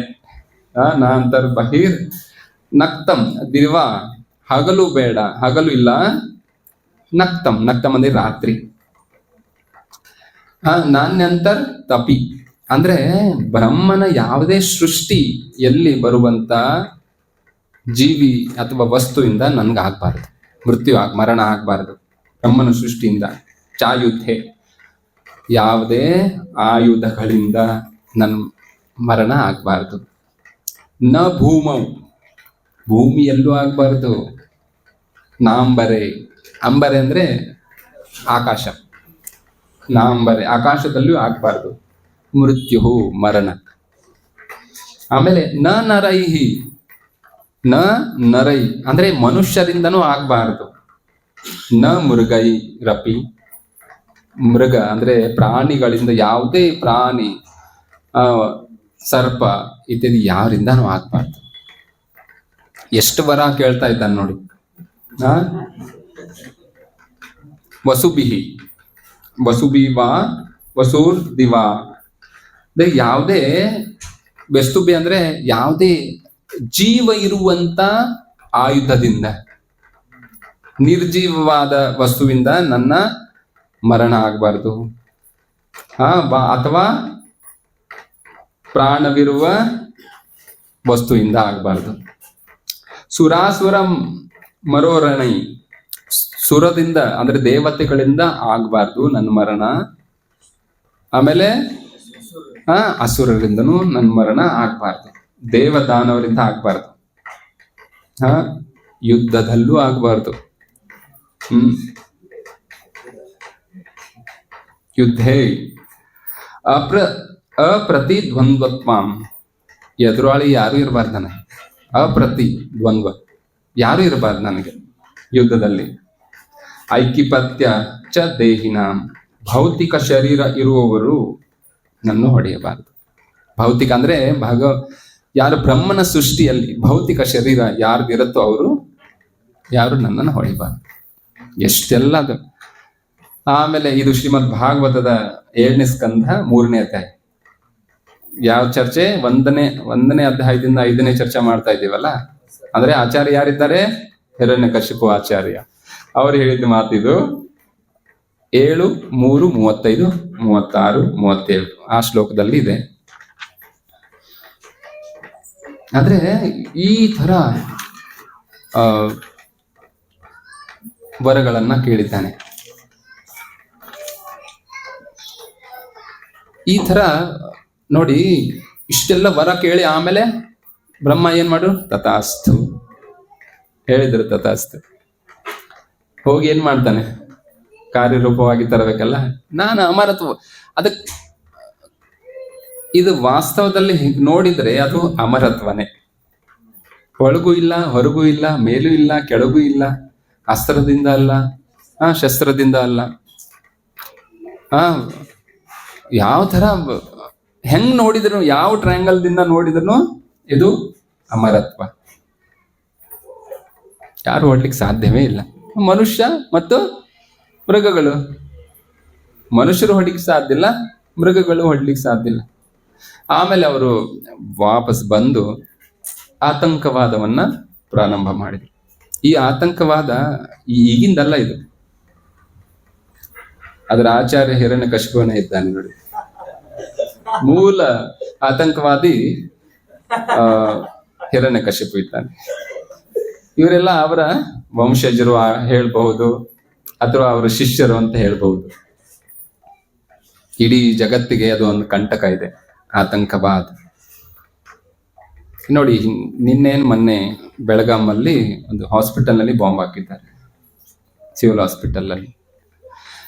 ಅಂದ್ರೆ ಆ ಬುದ್ಧಿ ಹೇಗ್ ಬರುತ್ತೆ ಅಂದ್ರೆ, ಇನ್ನೊಬ್ಬರನ್ನ ನಾಶ ಮಾಡೋದು, ನಾನೇ ಮುಖ್ಯ, ಇನ್ನೊಬ್ಬರನ್ನ ನಾಶ ಮಾಡೋದು, ಈ ಬುದ್ಧಿ. ಈ ತರ ಆತಂಕವಾದವನ್ನ ಎಲ್ಲ ಕಡೆ ಅವರು ಪ್ರಾರಂಭ ಮಾಡಿದ್ರು. ಎಲ್ಲ ಋಷಿ ಮುನುಗಳನ್ನ, ದೇವತೆಗಳನ್ನ ಬಂಧಿಸಿದ್ರು. ಅವ್ರು ಹೇಗೆ ಹೇಳ್ತಾರೋ, ಹಿರಣ್ಯಕಶಿಪು ಹೇಗೆ ಹೇಳ್ತಾನೋ ಹಾಗೆ ಅವರು ಕೆಲಸ ಮಾಡ್ಬೇಕು. ಈಗ ಬಿಸಿಲಿದೆ, ಬಿಸಿಲು ಸಮಯ ಇದೆ, ಆದ್ರೆ ಹಿರಣ್ಯಕಶಿಪುವಿನಿಗೆ ತಂಪು ಬೇಕು. ಬರೀ ಹಿಂಗ್ ನಾವೇನ್ ಮಾಡ್ತೀವಿ, ರಿಮೋಟ್ ದಿಂದ ಕಂಟ್ರೋಲ್ ಮಾಡ್ತೀವಿ. ನಮ್ಮ ಹತ್ರ AC ರಿಮೋಟ್ ಇರುತ್ತೆ, ಇಲ್ಲಿ ಕೂತು ನಾವು ಆ ಬಟನವನ್ನ ಒತ್ತೀವಿ. ಆದ್ರೆ ಹಿರಣ್ಯಕಶಿಪುವಿನ ರಿಮೋಟ್ ಬಟನ್ ಎಲ್ಲಿತ್ತು? ಬರೀ ಏನ್ ಹೇಳ್ತೀವಿ ನಾವು ಇದಕ್ಕೆ? ಹುಬ್ಬು. ಬರೀ ಹಿಂಗ್ ಮಾಡಿದ್ರೆ ಸಾಕು, ಆ ವರುಣ, ಆ ವಾಯು ಗಾಳಿ ಬೀಸ್ಬೇಕು ಅವ್ರಿಗೆ. ಅಲ್ಲಿ ರಿಮೋಟ್ ಅವ್ರದ್ದು. ಅವ್ರಿಗೆ ಏನ್ ಬೇಕು ಅದನ್ನ ಎಲ್ಲ ಪೂರೈಸ್ತಾ ಇದ್ರು. ಎಲ್ಲ ದೇವತೆಗಳು, ತುಂಬಾ ತೊಂದರೆ ಆಗಿತ್ತು ಅವ್ರಿಗೆ, ಎಲ್ಲ ದೇವತೆಗಳಿಗೆ. ಅವರು ಎಲ್ಲ ಬಾಸ್ ಇದ್ದವರು ಎಲ್ಲ ದಾಸರಾಗಿದ್ರು ದೇವತೆಗಳು. ಯಾಕೆ ಇಂದ್ರ ರಾಜ ಇದ್ದ, ಸ್ವರ್ಗದ ರಾಜ. ಆದ್ರೆ ಅವ ಏನ್ ಮಾಡ್ತಾ ಇದ್ದಾನೆ ಈಗ? ಕಾಲ್ ನಮಸ್ಕಾರ ಮಾಡ್ತಾ ಇದ್ದಾನೆ. ಮತ್ತೆ ಹಿರಣ್ಯಕಶಿಪು ಭಗವಂತ, ನಾನೇ ಭಗವಂತ ಅಂತ ಹೇಳ್ಕೊಳ್ತಾ ಇದ್ದೆ. ಹೀಗೆ ನಡೀತಾ ಇತ್ತು. ಆ ಸಮಯದಲ್ಲಿ ಅವರ ಒಬ್ಬ ಬಾಲಕ, ಅವ್ರಿಗೆ ಒಬ್ಬ ಪುತ್ರ, 5 ಪುತ್ರದಲ್ಲಿ ಪ್ರಹ್ಲಾದ್ ಮಹಾರಾಜ್ ಬಹಳ ಕೋಮಲ ಹೃದಯದವ, ಮಧುರ ವಚನ. ಅವ್ರಿಗೆ ಪ್ರಹ್ಲಾದ್ ಮಹಾರಾಜ್ ಅವ್ರಿಗೆ ಗುರುಕುಲಕ್ಕೆ 5ನೇ ವರ್ಷಕ್ಕೆ ಗುರುಕುಲಕ್ಕೆ ಕಳಿಸಿದ್ರು ಶಿಕ್ಷಣ. ನೋಡಿ, ಗುರುಕುಲ ಪದ್ಧತಿ ಭಾರತದಲ್ಲೂ ಎಷ್ಟೋ ಲಕ್ಷ ಗುರುಕುಲಗಳು ಇದ್ವು. ಮೆಕ್ಯಾಲಿನ್ ಬಂದು ಆ ಗುರುಕುಲ ಪದ್ಧತಿಯನ್ನ ನಾಶ ಮಾಡಿದ ಮೊದಲು. ಯಾಕಂದ್ರೆ ಅವ್ರದ್ದು ಏನಿತ್ತು, ಈ ಭಾರತವನ್ನ ನಾಶ ಮಾಡ್ಬೇಕಂದ್ರೆ ಈ ಗುರುಕುಲ ಪದ್ಧತಿ ಏನಿದೆ ಅದನ್ನ ನಾಶ ಮಾಡಿದ್ರೆ, ಇವರು ನಮ್ಮ ಈ ಆಂಗ್ಲ ಪದ್ಧತಿ, ಈ ಶಿಕ್ಷಣ ಪದ್ಧತಿಯನ್ನ ನಾವು ಪ್ರಾರಂಭ ಮಾಡಿದ್ರೆ ಇವ್ರೇನಾಗ್ತಾರೆ, ಭಾರತೀಯರು ಇರ್ತಾರೆ, ಆದ್ರೂ ಬುದ್ಧಿ ವಿದೇಶದಲ್ಲಿ ಇರುತ್ತೆ. ಒಂದ್ಸಾರಿ ಜನನಿವಾಸ್ ಪ್ರಭು, ಮಾಯಾಪುರದಲ್ಲಿ ಇರುವಂತ ಜನನಿವಾಸ್ ಪ್ರಭು ಮತ್ತು ಪಂಕಜಾಂಗ್ರೆ ಪ್ರಭು ಇಬ್ಬರು ಒಟ್ಟಿಗೆ ನಮ್ಮ ಬೆಳಗಾವಿ ಮಂದಿರಕ್ಕೆ ಅವ್ರು ಬಂದಿದ್ರು. ಅವರು ಇಂಗ್ಲೆಂಡ್ನವರು. ನಾವು ಈ ತರ ನಾವು ಅವ್ರ ಎದುರಿಗೆ ಅವ್ರ ಲೆಕ್ಚರ್ ಹೇಳುವಾಗ ನಾವು ಕೂತಿದ್ವಿ. ಅವರು ಮೊದಲೇ ಮಾತೇನು ಹೇಳಿದ್ರು, ನಾನು ಅಲ್ಲಿ ಕೂಡ್ಬೇಕಾಗಿತ್ತು, ನೀವು ಇಲ್ಲಿ ಕೂಡ್ಬೇಕಾಗಿತ್ತು, ಆದ್ರೆ ಏನಾಗಿದೆ, ನಾನು ಇಲ್ಲಿ ಕೂತಿದ್ದೀನಿ, ನೀವು ಅಲ್ಲಿ ಕೂತಿದ್ದೀರಿ. ಅಂದ್ರೆ ಅಪೋಸಿಟ್. ಅಂದ್ರೆ ಇಂಗ್ಲೆಂಡ್ನವರು ಕೆಳಗೆ ಕೂಡ್ಬೇಕು, ಭಾರತೀಯರು ಲೆಕ್ಚರ್ ಹೇಳಬೇಕು. ಮತ್ತೆ ಇನ್ನೊಂದೇನ್ ಹೇಳಿದ್ರು, ನಮ್ಮ ಬಟ್ಟೆ ನೀವು ಹಾಕೊಂಡಿದ್ದೀರಾ, ನಿಮ್ ಬಟ್ಟೆ ನಾವು ಹಾಕೊಂಡಿದ್ದೀವಿ. ಅಂದ್ರೆ ಎಷ್ಟೋ ಜನ ನಾವು ಬ್ಯಾಂಡ್ ಶರ್ಟ್ ಎಲ್ಲ ಕೂತಿದ್ವಿ ಅವಾಗ. ಅವರು ಧೋತಿ ಕುಡ್ತದಲ್ಲಿ ಅವರು ಕೂತಿದ್ರು. ಅಂದ್ರೆ ನಮ್ಮ ಏನಾಗಿದೆ, ನಮ್ಮ ಮಾನಸಿಕತೆ ಪ್ಯಾಂಟ್ ಶರ್ಟ್ ಅಂದ್ರೆ ಇದು ನಮ್ಮ ಸಭ್ಯತೆ ಅಂತ ತಿಳ್ಕೊಂಡ್ ಬಿಟ್ಟಿದೀವಿ. ಅದೇ ವಾಸ್ತವದಲ್ಲಿ ನಮ್ದು ಧೋತಿ ಕುರ್ತ ಇತ್ಯಾದಿ ನಮ್ಮ ಭಾರತೀಯ ಉಡುಪು ಅದಿತ್ತು. ಇದು ಇಂಗ್ಲೆಂಡ್, ಪ್ಯಾಂಟ್ ಎಲ್ಲ ಬಂದಿದ್ದು ಇಂಗ್ಲೆಂಡ್. ಬರ್ಮೋಡ ಅಂತೂ ಬರ್ಮೋಡ ದೇಶದಿಂದ ಬಂದಿದ್ದು. ಈ ಜನ ಅದು ಹಾಫ್ ಪ್ಯಾಂಟ್ ಎಲ್ಲ ಹಾಕೊಂಡು ಅಡ್ಡಾಡ್ತಾರೆ. ಅಂದ್ರೆ ಈ ಗುರುಕುಲ ಪದ್ಧತಿ ಆ ಸಮಯದಲ್ಲಿ ಇತ್ತು. ಆದ್ರೆ ಆ ಗುರುಕುಲ ಪದ್ಧತಿ ನೋಡಿ ಏನಿತ್ತು, ಹಿರಣ್ಯಕಶಿಪುವಿನ ಗುರುಕುಲ ಪದ್ಧತಿಯಲ್ಲಿ ಅಸುರ ವಿದ್ಯೆಯನ್ನ ಕಲಿಸ್ತಾ ಇದ್ರು. ಅಂದ್ರೆ ಈಗೇನು ಭೌತಿಕತೆ, ಕೇವಲ ಭೌತಿಕತೆ ಏನಿದೆ ಈಗ ನಮ್ಮ ಸ್ಕೂಲ್ ಕಾಲೇಜ್ನಲ್ಲಿ ಏನ್ ಕಲಿಸ್ತಾರೋ ಈಗಿನ, ಅದು ಹಿರಣ್ಯಕಶಿಪುವಿನ ವಿಚಾರ. ಹೇಳ್ಬೇಕಂದ್ರೆ ಭಗವಂತನ ಬಗ್ಗೆ ಏನು ಕಲಿಸಲ್ಲ ಅವರಿಗೆ, ಆತ್ಮದ ಬಗ್ಗೆ ಏನೂ ತಿಳಿಸ್ಕೊಡಲ್ಲ, ಕೇವಲ ಶರೀರ ಪೋಷಣೆಗೋಸ್ಕರ. ಶರೀರ, ಕೇವಲ ಶರೀರ. ಅಂದ್ರೆ ಶರೀರಕ್ಕೆ ಏನು ಬೇಕು? ಅನ್ನ, ಬಟ್ಟೆ, ರೋಟಿ, ಕಪಡ, ಮಕಾನ್. ಅದನ್ನ ಗಳಿಸ್ಲಿಕ್ಕೆ ಏನು ಬೇಕೋ ಅದನ್ನ ರೋಟಿ, ಕಪಡ, ಮಕಾನ್ ಗಳಿಸ್ಲಿಕ್ಕೆ ಈ ಸ್ಕೂಲ್ ಕಾಲೇಜ್ನಲ್ಲಿ ಕಲಿಸ್ತಾರೆ. ಅಂದ್ರೆ ಅಷ್ಟೇ. ಅದು ಹಿರಣ್ಯಕಶಿಪುವಿನ ರಾಜ್ಯದಲ್ಲಿ ಅದನ್ನ ಕಲಿಸ್ತಾ ಇದ್ರು. ಅವರ ಶುಕ್ರಾಚಾರ್ಯ, ಕುಲಗುರು ಶುಕ್ರಾಚಾರ್ಯ ಅವರ ಇಬ್ರು ಮಕ್ಕಳು ಷಂಡ ಮತ್ತು ಅಮರ್ಕ, ಅವರು ಅದರದ ಪ್ರಾಧ್ಯಾಪಕರಾಗಿದ್ರು. ಈ ತರ ಕಲಿಸ್ತಾ ಇದ್ರು. ಆಮೇಲೆ ಬಹಳ ದಿನ ಆಯಿತು, ಆ ಮಗುವಿನ ಮತ್ತೆ ವಾಪಸ್ ಕರೀತಾರೆ. ಹಿರಣ್ಯಕಶಿಪು ತನ್ನ ಮಗನನ್ನ ತೊಡೆಯ ಮೇಲೆ ಕೂಡಿಸ್ಕೊಳ್ತಾನೆ, ಪ್ರೀತಿಯಿಂದ ಆಲಿಂಗನ ಮಾಡ್ತಾನೆ. ಆಮೇಲೆ ಯಾವಾಗ ನೋಡಿ, ಪ್ರಹ್ಲಾದ್ ಮಹಾರಾಜ್ ಯಾವಾಗ ಮೊದಲು ಬಂದ್ರಲ್ಲ, 5 ವರ್ಷದ ಬಾಲಕ ಬಂದ ತಕ್ಷಣ ಆ ತಂದೆಯ ಕಾಲುಗೆ ನಮಸ್ಕಾರ ಮಾಡಿದ್ರು. ತಂದೆಗೆ ನಮಸ್ಕಾರ ಮಾಡಿದ್ಮೇಲೆ ಇನ್ನೂ ಖುಷಿ ಆಯ್ತು ಅವರಿಗೆ, ನನ್ನ ಮಗ ನಮಸ್ಕಾರ ಮಾಡಿದ್ದಲ್ಲ. ಮತ್ತೆ ಆ ಹಿರಣ್ಯಕಶಿಪುವಿನಿಗೆ ಆ ಅಶ್ರು ಅಂದ್ರೆ ಕಣ್ಣೀರು, ಖುಷಿಯಿಂದ, ಆನಂದದಿಂದ ಆನಂದ ಬಾಷ್ಪ ಬಂತು. ಆಮೇಲೆ ಅವನ ತೊಡೆ ಮೇಲೆ ಕೂಡಿಸ್ಕೊಂಡು ಅವನ ತಲೆಯನ್ನ ಮೂಸಿ ನೋಡಿದ. ಅದು ಪದ್ಧತಿ. ಅಂದ್ರೆ ಬಹಳ ಪ್ರೀತಿ ಬಂದ್ರೆ ಮಕ್ಕಳನ್ನ ತಲೆ ಹಿಂಗ್ ಮೂಸಿ ನೋಡ್ತಾರೆ, ಅದು ವೈದಿಕ ಪದ್ಧತಿಯಲ್ಲಿ ಇದೆ. ಈ ತರ ಮಾಡಿದ. ನಮಸ್ಕಾರ ಆದ್ಮೇಲೆ ಒಂದು ನೆನಪಾಯ್ತು, ಯಾವಾಗ ನಾವು ಹಿರಿಯರಿಗೆ ನಮಸ್ಕಾರ ಮಾಡಬೇಕು. ಆದ್ರೆ ಎಲ್ಲರೂ ಮರ್ತಿದ್ದ. ಅದು ಹಿರಿಯರಿಗೆ ನಮಸ್ಕಾರ ಮಾಡೋದ್ರೆ ನಾಚಿಕೆ ಈಗ ಕೆಲವೊಂದು ಜನಕ್ಕೆ.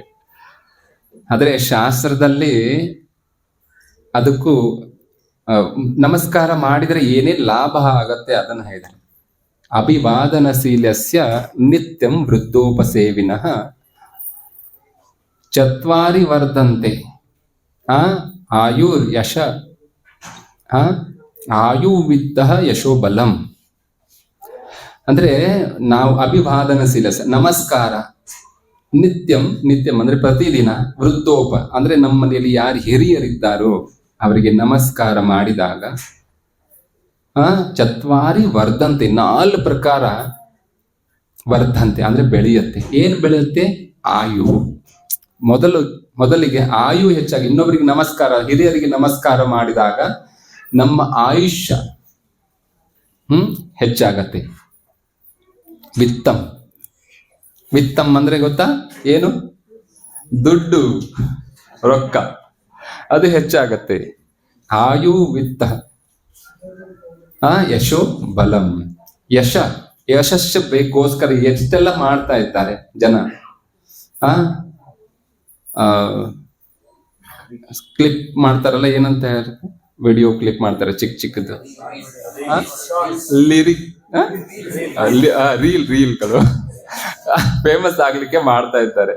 ಆದ್ರೆ ಕೇವಲ ನಾವು ತಂದೆ ತಾಯಿ ಮತ್ತು ಹಿರಿಯರಿಗೆ ನಮಸ್ಕಾರ ಮಾಡಿದಾಗ ಅವರ ಯಶಸ್ಸಂತಾನೆ ಸಿಗತ್ತೆ. ಆಯು ವಿತ್ತ ಯಶೋ ಬಲಂ, ಆಧ್ಯಾತ್ಮಿಕವಾಗಿ ಬಲನು ಸಿಗತ್ತೆ ಕೇವಲ ನಮಸ್ಕಾರ ಮಾಡಿದಾಗ. ಹೀಗೆ ನಾವು ನಮಸ್ಕಾರ ಮಾಡಬೇಕು. ನಾವು ದೊಡ್ಡವರಾಗಿದ್ದೇವೆ, ನಮ್ಮ ಮಕ್ಕಳು ನಮಗ್ ಮಾಡಲ್ಲ, ಇಲ್ಲ, ನಾವು ನಮ್ಮ ಯಾರು ಹಿರಿಯರಿದ್ದಾರೋ ಅವರಿಗೆ ಮಾಡಿದಾಗ ನಮ್ಮ ಮಕ್ಕಳು ನಮಗೆ ನಮಸ್ಕಾರ ಮಾಡ್ತಾರೆ. ಯಾಕೆ? ನಮ್ಮನ್ನು ನೋಡಿ ಮಾಡ್ತಾರೆ, ಹೇಳಿದಾಗ ಅಲ್ಲ. ಹೀಗೆ ನಮಸ್ಕಾರ ಮಾಡಿದ ಪ್ರಹ್ಲಾದ್ ಮಹಾರಾಜ. ಆಮೇಲೆ ಇವ್ರಿಗೆ ಖುಷಿ ಆಯ್ತು. ಏನ್ ಕಲಿತೆ ನೀನು ನಿನ್ನ ಗುರುವಿನಿಂದ ಅಂತ ಕೇಳಿದಾಗ ಅವ್ರು ಹೇಳ್ತಾರೆ, ಬಹಳ ನಿರ್ಭಯವಾಗಿ ಅವ್ರು ಹೇಳ್ತಾರೆ, ತತ್ಸಾಧು ಮನ್ನೆ ಅಸುರವರ್ಯ ದೇಹಿನಾಂ ಸದಾ ಸಮುದ್ವಿಗ್ನದಿಯಮ ಸದ್ಗ್ರಹಾತ ಹಿತ್ವಾತ್ಮಪಾತಂ ಗ್ರಹಬಂಧ ಕೂಪಂ ವಣಂ ಗತೋ ಯದ್ಧರಪಿಮಾಶ್ರಯೇತ. ನೋಡಿ, ನಿರ್ಭಯತೆಯಿಂದ ಅವ್ರು ಹೇಳ್ತಾ ಇದ್ದಾರೆ, ಹೇ ಅಸುರವರ್ಯ, ಅಸುರವರ್ಯ, ಅಸುರರಲ್ಲಿ ಶ್ರೇಷ್ಠ ರಾಜ ನೀನೇ ಇದೆಯ. ತತ್ ಸಾಧು ಮನ್ನೆ ಅಸುರವರ್ಯ ದೇಹಿನಾಂ ಸದಾ ಸಮುದ್ವಿಗ್ನ ದಿಯಂ. ನೀವು ಸದಾ ನಿಮ್ಮ ಮನಸ್ಸು ಸದಾ ಚಂಚಲವಾಗಿರುತ್ತೆ. ಯಾವಾಗ ನೋಡ್ತೀವಿ ಅವಾಗ ನಿಮ್ಮ ಮನಸ್ಸು ಚಂಚಲತೆ ಮತ್ತು ಭಯ, ಇದು ಬೇಕು ಅದು ಬೇಕು ಇತ್ಯಾದಿ, ಬಹಳ ವಿಘ್ನತೆಯಲ್ಲಿ ಇರ್ತೀರಾ ನೀವು. ಸದಾ ಸಮುದ್ವಿಗ್ನ ದಿಯಮ ಸದ್ಗ್ರಹಾತ ಹಿತ್ವಾತ್ಮಪಾತಂ. ನಿಮ್ಗೇನ್ರ ಹಿತ ಅನ್ನೋದು ಬೇಕಾಗಿತ್ತಂದ್ರೆ ನೀವು ವನಕ್ಕೆ ಹೋಗಿ, ವನಂ ಮಾಶ್ರಯೇತ, ವನಕ್ಕೆ ಹೋಗಿ ಭಗವಂತನ ಭಕ್ತಿ ಮಾಡಿ ಅಂತ ಹೇಳ್ತಾ ಇದ್ದಾರೆ. ವನ ಅಂದ್ರೆ ವೃಂದಾವನ. ವೃಂದಾವನಕ್ಕೆ ಹೋಗಿ ನೀವು ಭಕ್ತಿ ಮಾಡಿ ಅಂತ ಹೇಳ್ತಾರೆ. ನೋಡಿ, 5 ವರ್ಷದ ಬಾಲಕ ಆ ಹಿರಣ್ಯಕಶಿಪು ಇಡೀ ವಿಶ್ವನೇ ಅವ್ರಿಗೆ ಹೆದರುತ್ತೆ. ಎಲ್ಲ ಲೋಕದವರು ಅಂದ್ರೆ ಸ್ವರ್ಗ ದೇವತೆಗಳು ಸಹ ಹೆದರ್ತಾ ಇದ್ದಾರೆ. ಆದ್ರೆ ಪ್ರಹ್ಲಾದ್ ಮಹಾರಾಜ್ ನಿರ್ಭೀತರಾಗಿದ್ದಾರೆ. ಇದನ್ನ ಕೇಳಿ ಹಾಸ್ಯ ಬರುತ್ತೆ ಹಿರಣ್ಯಕಶಿಪುವಿನಿಗೆ. ನಗ್ತಾನೆ, ನಕ್ಕ ಹೇಳ್ತಾನೆ, ಏನು ಮಕ್ಕಳು ಅಂದ್ರೆ ಚಿಕ್ಕ ಮಕ್ಕಳು ನೋಡಿ ಒಂದೊಂದ್ಸಾರಿ ಏನೆಲ್ಲ ಬಡಬಡ ಏನಾದ್ರೂ ಮಾತಾಡ್ತಾರಲ್ಲ, ಅದು ವಾಸ್ತವ ಸ್ಥಿತಿಯಲ್ಲಿ ಇರಲ್ಲ ಅಂತ ಮಾತು ಮಾತಾಡ್ತಾರೆ 5 ವರ್ಷದ ಬಾಲಕರು. ನಾವು ಅಷ್ಟು ಸೀರಿಯಸ್ ತಗೊಳ್ಳಲ್ಲ ಆ ಮಾತಿಗೆ. ಹಾಗೆ ಅವರು ನಕ್ಕು ಏನೋ ಮಾತಾಡ್ತಾ ಇದ್ದಾನೆ ಈ ಮಗು, ನನಗೆ ಉಪದೇಶ ಮಾಡ್ತಾ ಇದ್ದಾನೆ. ಅವ್ರು ಹೇಳ್ತಾರೆ, ಆ ಚಂಡ ಅಮರ್ಕ್ ಬಂದಿರ್ತಾರೆ ಅವಾಗ, ಯಾರಾದ್ರೂ ನಮ್ಮ ವೈರಿಗಳು ಯಾರಾದ್ರೂ ಬಂದು ಇಲ್ಲಿ ಪ್ರವೇಶ ಮಾಡಿ ಈ ಮಕ್ಕಳ ಆ ಬುದ್ಧಿಯನ್ನ ಕೆಡಿಸ್ತಾ ಇರ್ಬೋದು. ಅವ್ರು ಹೇಳ್ತಾರೆ, ನಾವು ನೋಡ್ಕೊಳ್ತೀವಿ, ಇನ್ನು ಈ ತರ ಇನ್ನೊಂದ್ಸರಿ ಆಗಲ್ಲ ಅಂತ ನೋಡ್ಕೊಳ್ತೀವಿ. ಮತ್ತೆ ವಾಪಸ್ ಕರ್ಕೊಂಡು ಹೋಗ್ತಾರೆ. ಮತ್ತೆ ವಾಪಸ್ ಕರ್ಕೊಂಡು ಹೋಗಿ ಮತ್ತೆ ಅವ್ರಿಗೆ ವಿಶೇಷವಾಗಿ ಟ್ರೈನಿಂಗ್ ಕೊಡ್ತಾರೆ, ಚಂಡ ಮತ್ತು ಅಮರ್ಕ. ಹೀಗಲ್ಲ, ಈ ರೀತಿ ಇರಬೇಕು, ಅಸುರರಲ್ಲಿ ಎಲ್ಲರನ್ನ ವಶ ಮಾಡ್ಕೊಳ್ಬೇಕು, ಈ ತರ ಯಾವ ರೀತಿ ನಾವು ಲೂಟಿ ಮಾಡ್ಬೇಕು, ಇನ್ನೊಬ್ಬರಿಗೆ ಯಾವ ರೀತಿ ತೊಂದರೆ ಮಾಡ್ಬೇಕು ಅನ್ನೋದನ್ನ ಅವರು ಕಲಿಸ್ತಾ ಇರ್ತಾರೆ. ಪ್ರಹ್ಲಾದ್ ಮಾಸೂಮ್ ಗುರುಗಳಿರ್ತಾರೆ, ಅವ್ರಿಗೆ ಎದುರು ವಾದಿಸಲ್ಲ. ಈ ರೀತಿ ಮಾಡ್ತಾ ಮಾಡ್ತಾ ಮತ್ತೆ ಸ್ವಲ್ಪ ದಿನ ಆಗತ್ತೆ, ಬರ್ತಾರೆ. ಮತ್ತೆ ಬಂದು ಬಾಲಕ ಮತ್ತೆ ತೊಡೆ ಮೇಲೆ ಕೂಡಿಸ್ಕೊಡ್ತಾರೆ. ಮತ್ತೆ ಪ್ರಹ್ಲಾದ್ ಮಹಾರಾಜ್ ನಮಸ್ಕಾರ ಮಾಡ್ತಾರೆ ಇತ್ಯಾದಿ. ಆದ್ಮೇಲೆ ಮತ್ತೆ ನಿನ್ನ ಗುರುಗಳಿಂದ ಏನ್ ಕಲಿತೆ ನೀನು ಅಂತ ಕೇಳಿದಾಗ, ನಾನು ಹೇಳ್ತೀನಿ, ನೀವು ನನಗೆ ಮಧ್ಯದಲ್ಲಿ ನಿಲ್ಲಿಸಬಾರ್ದು ಅಂತ ಹೇಳ್ತಾರೆ ಪ್ರಹ್ಲಾದ್. ನಾನು ಹೇಳ್ತೀನಿ, ಮಧ್ಯದಲ್ಲಿ ನನ್ನನ್ನು ನಿಲ್ಲಿಸಬಾರ್ದು. ಓಹೋ, ಆಯ್ತು, ಎಷ್ಟೆಲ್ಲ ಕಲ್ತಿದ್ಯಾ ನಿನ್ನ ಗುರುಗಳಿಂದ ಅಂತ ಹೇಳಿದಿರಲ್ಲ.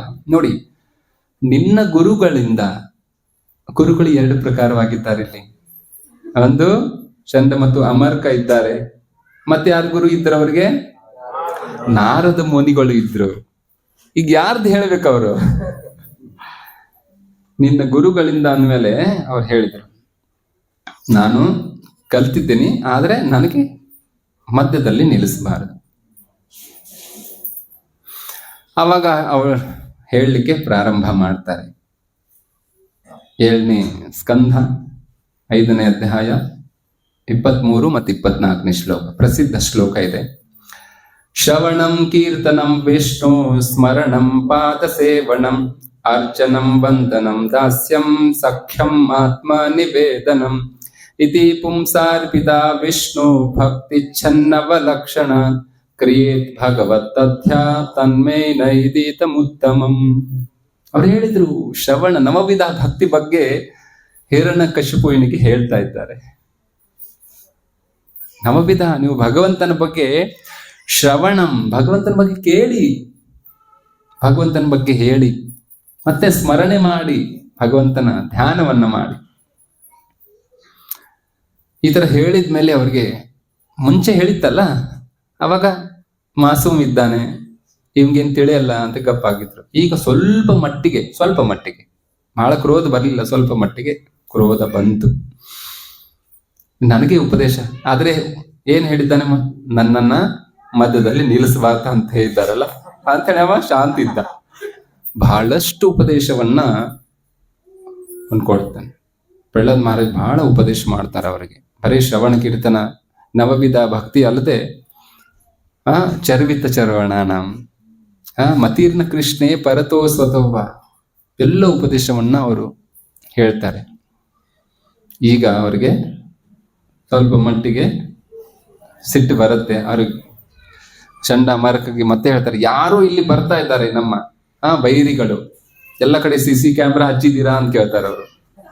ಎಲ್ಲ ಕಡೆ ಕವರ್ ಮಾಡಿದ್ದೀವಿ, ಎಲ್ಲ ಕಡೆ CC ಕ್ಯಾಮ್ರಾ ಇದೆ, ಯಾರು ಬರ್ತಾ ಇಲ್ಲ, ಆದ್ರೂ ಇವನು ಹೇಗಾಗಿದೆ ಗೊತ್ತಿಲ್ಲ. ಅದಕ್ಕಾಗಿ ಅವರು ಶ್ರವಣ ಕೀರ್ತನ ಇತ್ಯಾದಿ ಹೇಳಿದಾಗ ನೋಡಿ, ನಾವು ಶ್ರವಣ ಭಗವಂತನ ಬಗ್ಗೆ ಈಗ ಕೇಳ್ತಾ ಇದ್ದೇವೆ, ಇದು ಶ್ರವಣ. ಮತ್ತೆ ನಾವು ಇನ್ನೊಬ್ಬರಿಗೆ ಹೋಗಿ ಇದನ್ನೇ ಕಥೆಯನ್ನ, ಇದೇ ಕಥೆ ಇವತ್ತು ಏನ್ ಕೇಳಿದೇವ ಅದೇ ಮತ್ತೆ ಯಾರಿರ್ತಾರ ಅವ್ರಿಗೆ ಹೇಳ್ಬೇಕು. ಅಂದ್ರೆ ನಿಮ್ಮ ತಲೆಯಲ್ಲಿ ಉಳಿಯತ್ತೆ. ಇಲ್ಲಾಂದ್ರೆ ನೀವು ಮರೆತು ಹೋಗ್ತೀರಾ. ಇಲ್ಲಿ ಕೇಳಿ ಮತ್ತೆ ಯಾರಿಗೆ ಹೇಳಲಿಲ್ಲ ಅಂದ್ಮೇಲೆ ಮರೆತು ಹೋಗ್ತೀರಾ. ನಾವು ಯಾವಾಗೂ ನಮ್ಮ ಮಕ್ಕಳ ಜೊತೆ ನಾವು ಪ್ರವಚನ ಕೇಳಿದಾಗ ಬರುವಾಗ, ಸೈಕಲ್ನಿಂದ ಅಥವಾ ಗಾಡಿಯಿಂದ ಬರುವಾಗ ಏನೇನು ಇವತ್ತು ಲೆಕ್ಚರ್ನಲ್ಲಿ ಹೇಳಿದ್ರು ಅದನ್ನ ಚರ್ಚೆ ಮಾಡ್ತಾನೆ ಬರ್ತಾ ಇದ್ದೀವಿ. ಚಿಕ್ಕ ಮಕ್ಕಳಿದ್ದಾರೆ ಆ ಸಮಯದಿಂದಾನೆ. ಹೀಗಾಗಿ ಅವರಿಗೆ ಅದು ನೆನಪು ಉಳಿಯತ್ತೆ, ನಮಗೂ ನೆನಪು ಉಳಿಯುತ್ತೆ. ಅವ್ರಿಗೆ ನೆನಪು ಉಳಿಯುತ್ತೋ ಗೊತ್ತಿಲ್ಲ, ನಾವು ಹೇಳಿದ್ಮೇಲೆ ನಮಗ್ ನೆನಪು ಉಳಿಯತ್ತೆ. ಹೀಗಾಗಿ ನಾವು ಶ್ರವಣ ಕೀರ್ತನ ಸ್ಮರಣೆ ನಾವು ಮಾಡಬೇಕು ಭಗವಂತನ ಅಂಥೇಳಿ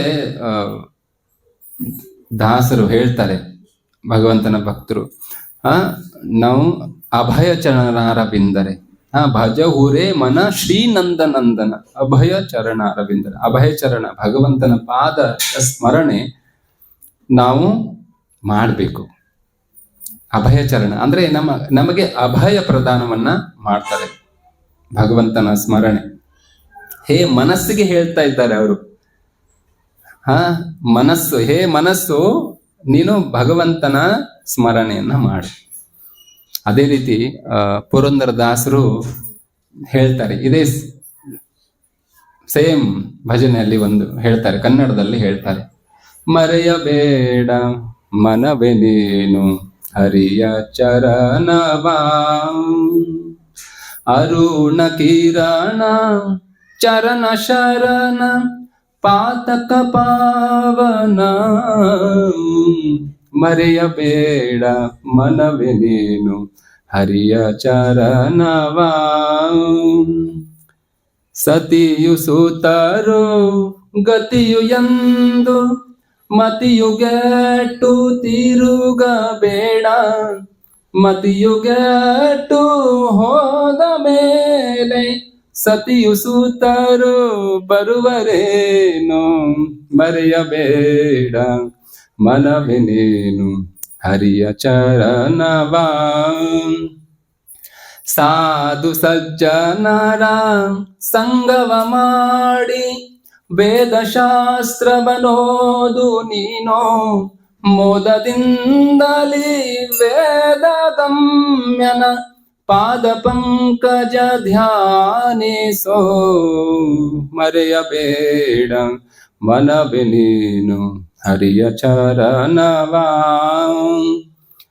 ಹರಿಯ ಸ್ಮರಣೆ ಮಾತ್ರದಿಂದ ಘೋರ ದುರಿತವೆಲ್ಲ ನಾಶ. ವರದ ಪುರಂದರ ವಿಠಲನ್ನ ನಿರುತ ಭಜನೆ ಮಾಡು ಬೇಗ. ಮರೆಯಬೇಡ ಮನವೇ ನೀನು ಹರಿಯ ಚರಣವ. ಅಂದ್ರೆ ಮನಸ್ಸಿಗೆ ಹೇಳ್ತಾ ಇದ್ದಾರೆ, ಹೇ ಮನಸ್ಸೇ ಭಗವಂತನ ಭಜನೆ, ಭಗವಂತನ ಸ್ಮರಣೆ ಮಾಡು, ಸಾಧು ಸಜ್ಜನರ ಸಂಘ ಮಾಡು. ಭಗವಂತನ ಬಗ್ಗೆ ಇಲ್ಲಿ ಸಂಘ ಮಾಡಿದ್ರೆ ಏನಾಗತ್ತೆ, ವೇದಶಾಸ್ತ್ರದಲ್ಲಿ ಏನಿದೆಯೋ ಅದು ಮರ್ಮ ನಮಗೆ ಗೊತ್ತಾಗತ್ತೆ. ಹರಿಯ ಸ್ಮರಣೆ ಮಾತ್ರದಿಂದ ಘೋರ ದುರಿತ ಬೆಲ್ಲನಾಶ. ಹೀಗೆ ಅದನ್ನೇ ಇಲ್ಲಿ ಶ್ರವಣ ಕೀರ್ತನಂ, ವಿಷ್ಣು ಸ್ಮರಣಂ, ಪಾದ ಸೇವನಂ, ಅರ್ಚನಂ, ದಾಸ್ಯಂ, ಸಖ್ಯಂ, ಆತ್ಮನಿವೇದನಂ, ಎಲ್ಲ ನವವಿಧ ಭಕ್ತಿ ಬಗ್ಗೆ ಈ ಪ್ರಹ್ಲಾದ್ ಮಹಾರಾಜ್ ಉಪದೇಶ ಮಾಡಿದ್ಮೇಲೆ ಹಿರಣ್ಯಕಶಿಪುವಿನ ಸ್ವಲ್ಪ ಮಟ್ಟಿಗೆ ಸಿಟ್ಟು ಬಂತು. ಮತ್ತೆ ಅವರು ಸಿಟ್ಟು ಮಾಡಿ ಇನ್ನೇನಾದ್ರೂ ಆ ಗುರುಗಳಿಗೆ ಆದೇಶ, ವಾರ್ನಿಂಗ್ ಮಾಡಿದ್ರು, ಚಂಡ ಅಮರ್, ಇನ್ನೊಂದ್ಸಾರಿ ಈ ತರ ಆಯ್ತಂದ್ರೆ ನಿಮ್ಮನ್ನ ನಾನು ಬಿಡಲ್ಲ. ಆಮೇಲೆ ಮತ್ತೆ ವಾಪಸ್ ಗುರುಕುಲಕ್ಕೆ ಕರ್ಕೊಂಡು ಬಂದ್ರು. ಈಗ ಅವ್ರ ಮೇಲೆ ಡಬಲ್ CC ಕ್ಯಾಮ್ರಾ ಇಟ್ರು. ಎಲ್ಲಿ ಹೋದ್ರು ಆದ್ರೂ ಭಕ್ತರು ಪ್ರಚಾರ ಹೇಗ್ ಮಾಡ್ತಾರೆ, ಏನಾದ್ರೂ ಕಾರಣ ಹುಡುಕ್ತಾರೆ. ತಮ್ಮ ಬಾಲ ಮಿತ್ರರು, ಸಹಪಾಠಿಗಳು ಯಾವಾಗ ಆಟವಾಡ್ತಿದ್ರು ಅವರಿಗೆ ಯಾವಾಗ ಉಪದೇಶಗಳನ್ನ ಮಾಡ್ತಾ ಇದ್ರು.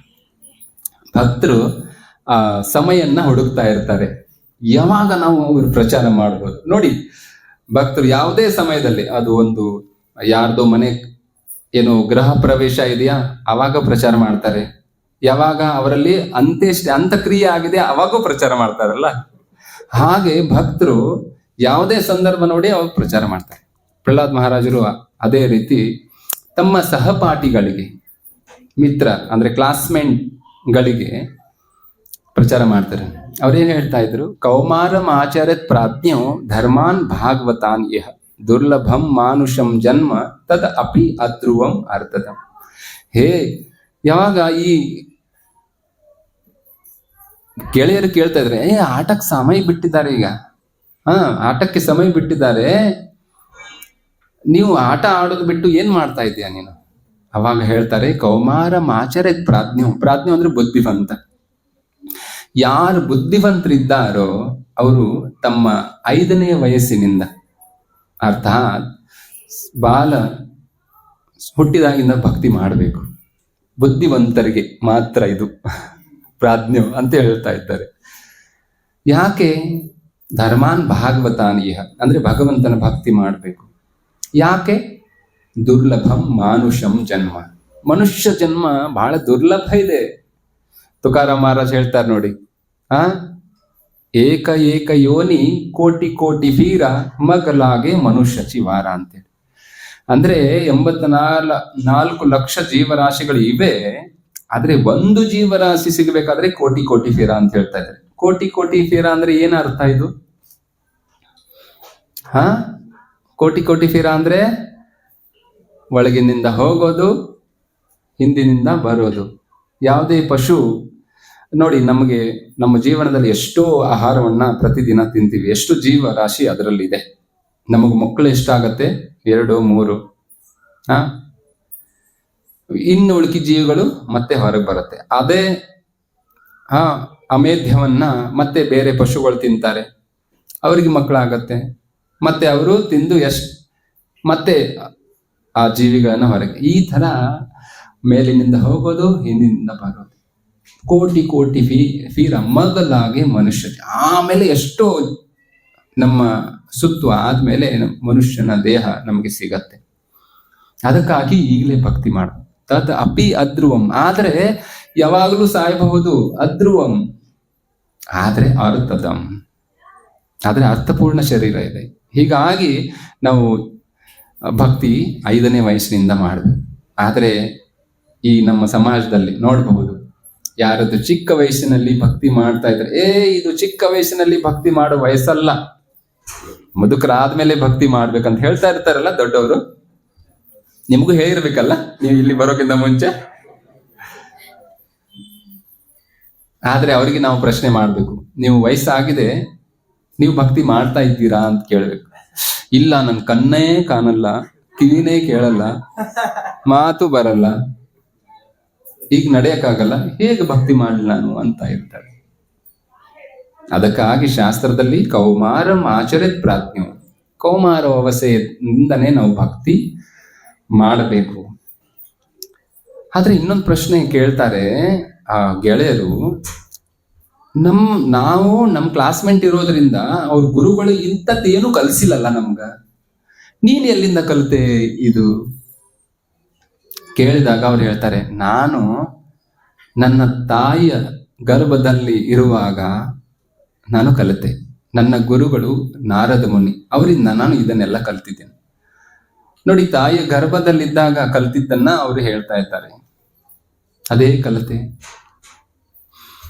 ಹೀಗಾಗಿ ಗರ್ಭಧಾನ ಸಂಸ್ಕಾರ ಬಹಳ ಮುಖ್ಯ ಇದೆ ನೋಡಿ. ಆದ್ರೆ ಎಲ್ಲರದ್ದು ಒಂದು ಕಂಪ್ಲೇಂಟ್ ಇರುತ್ತೆ ತಂದೆ ತಾಯಿದು, ನಮ್ಮ ಮಕ್ಕಳು ಮಾತೇ ಕೇಳಲ್ರಿ, ಇಷ್ಟು 12 ವರ್ಷದ ಮಕ್ಕಳು 10 ವರ್ಷದ ಮಕ್ಕಳು ನಮ್ಮ ಮಕ್ಕಳು ಮಾತೇ ಕೇಳಂಗಿಲ್ಲ ನೋಡ್ರಿ ಅಂತ ಇರ್ತಾರಲ್ಲ. ಕಂಪ್ಲೇಂಟ್ಸ್ ಇದೆ ಅಲ್ಲ ಇದೆಲ್ಲರದು. ದೊಡ್ಡವರಾದ್ಮೇಲೆ ಕೇಳಲ್ಲ, ಆದ್ ಮಾತು ಬೇರೆ. ಚಿಕ್ಕ ಮಕ್ಕಳು ಕೇಳ್ತಾ ಇಲ್ಲ. ಯಾಕೆ ಕೇಳ್ತಾ ಇಲ್ಲ ಅದು ನಾವು ತಿಳ್ಕೊಳ್ಬೇಕು ತಂದೆ ತಾಯಿಯವರು. ಯಾಕಂದ್ರೆ ನಾವು ಸರಿಯಾಗಿ ಅವರಿಗೆ ಸಂಸ್ಕಾರ ಕೊಟ್ಟಿಲ್ಲ.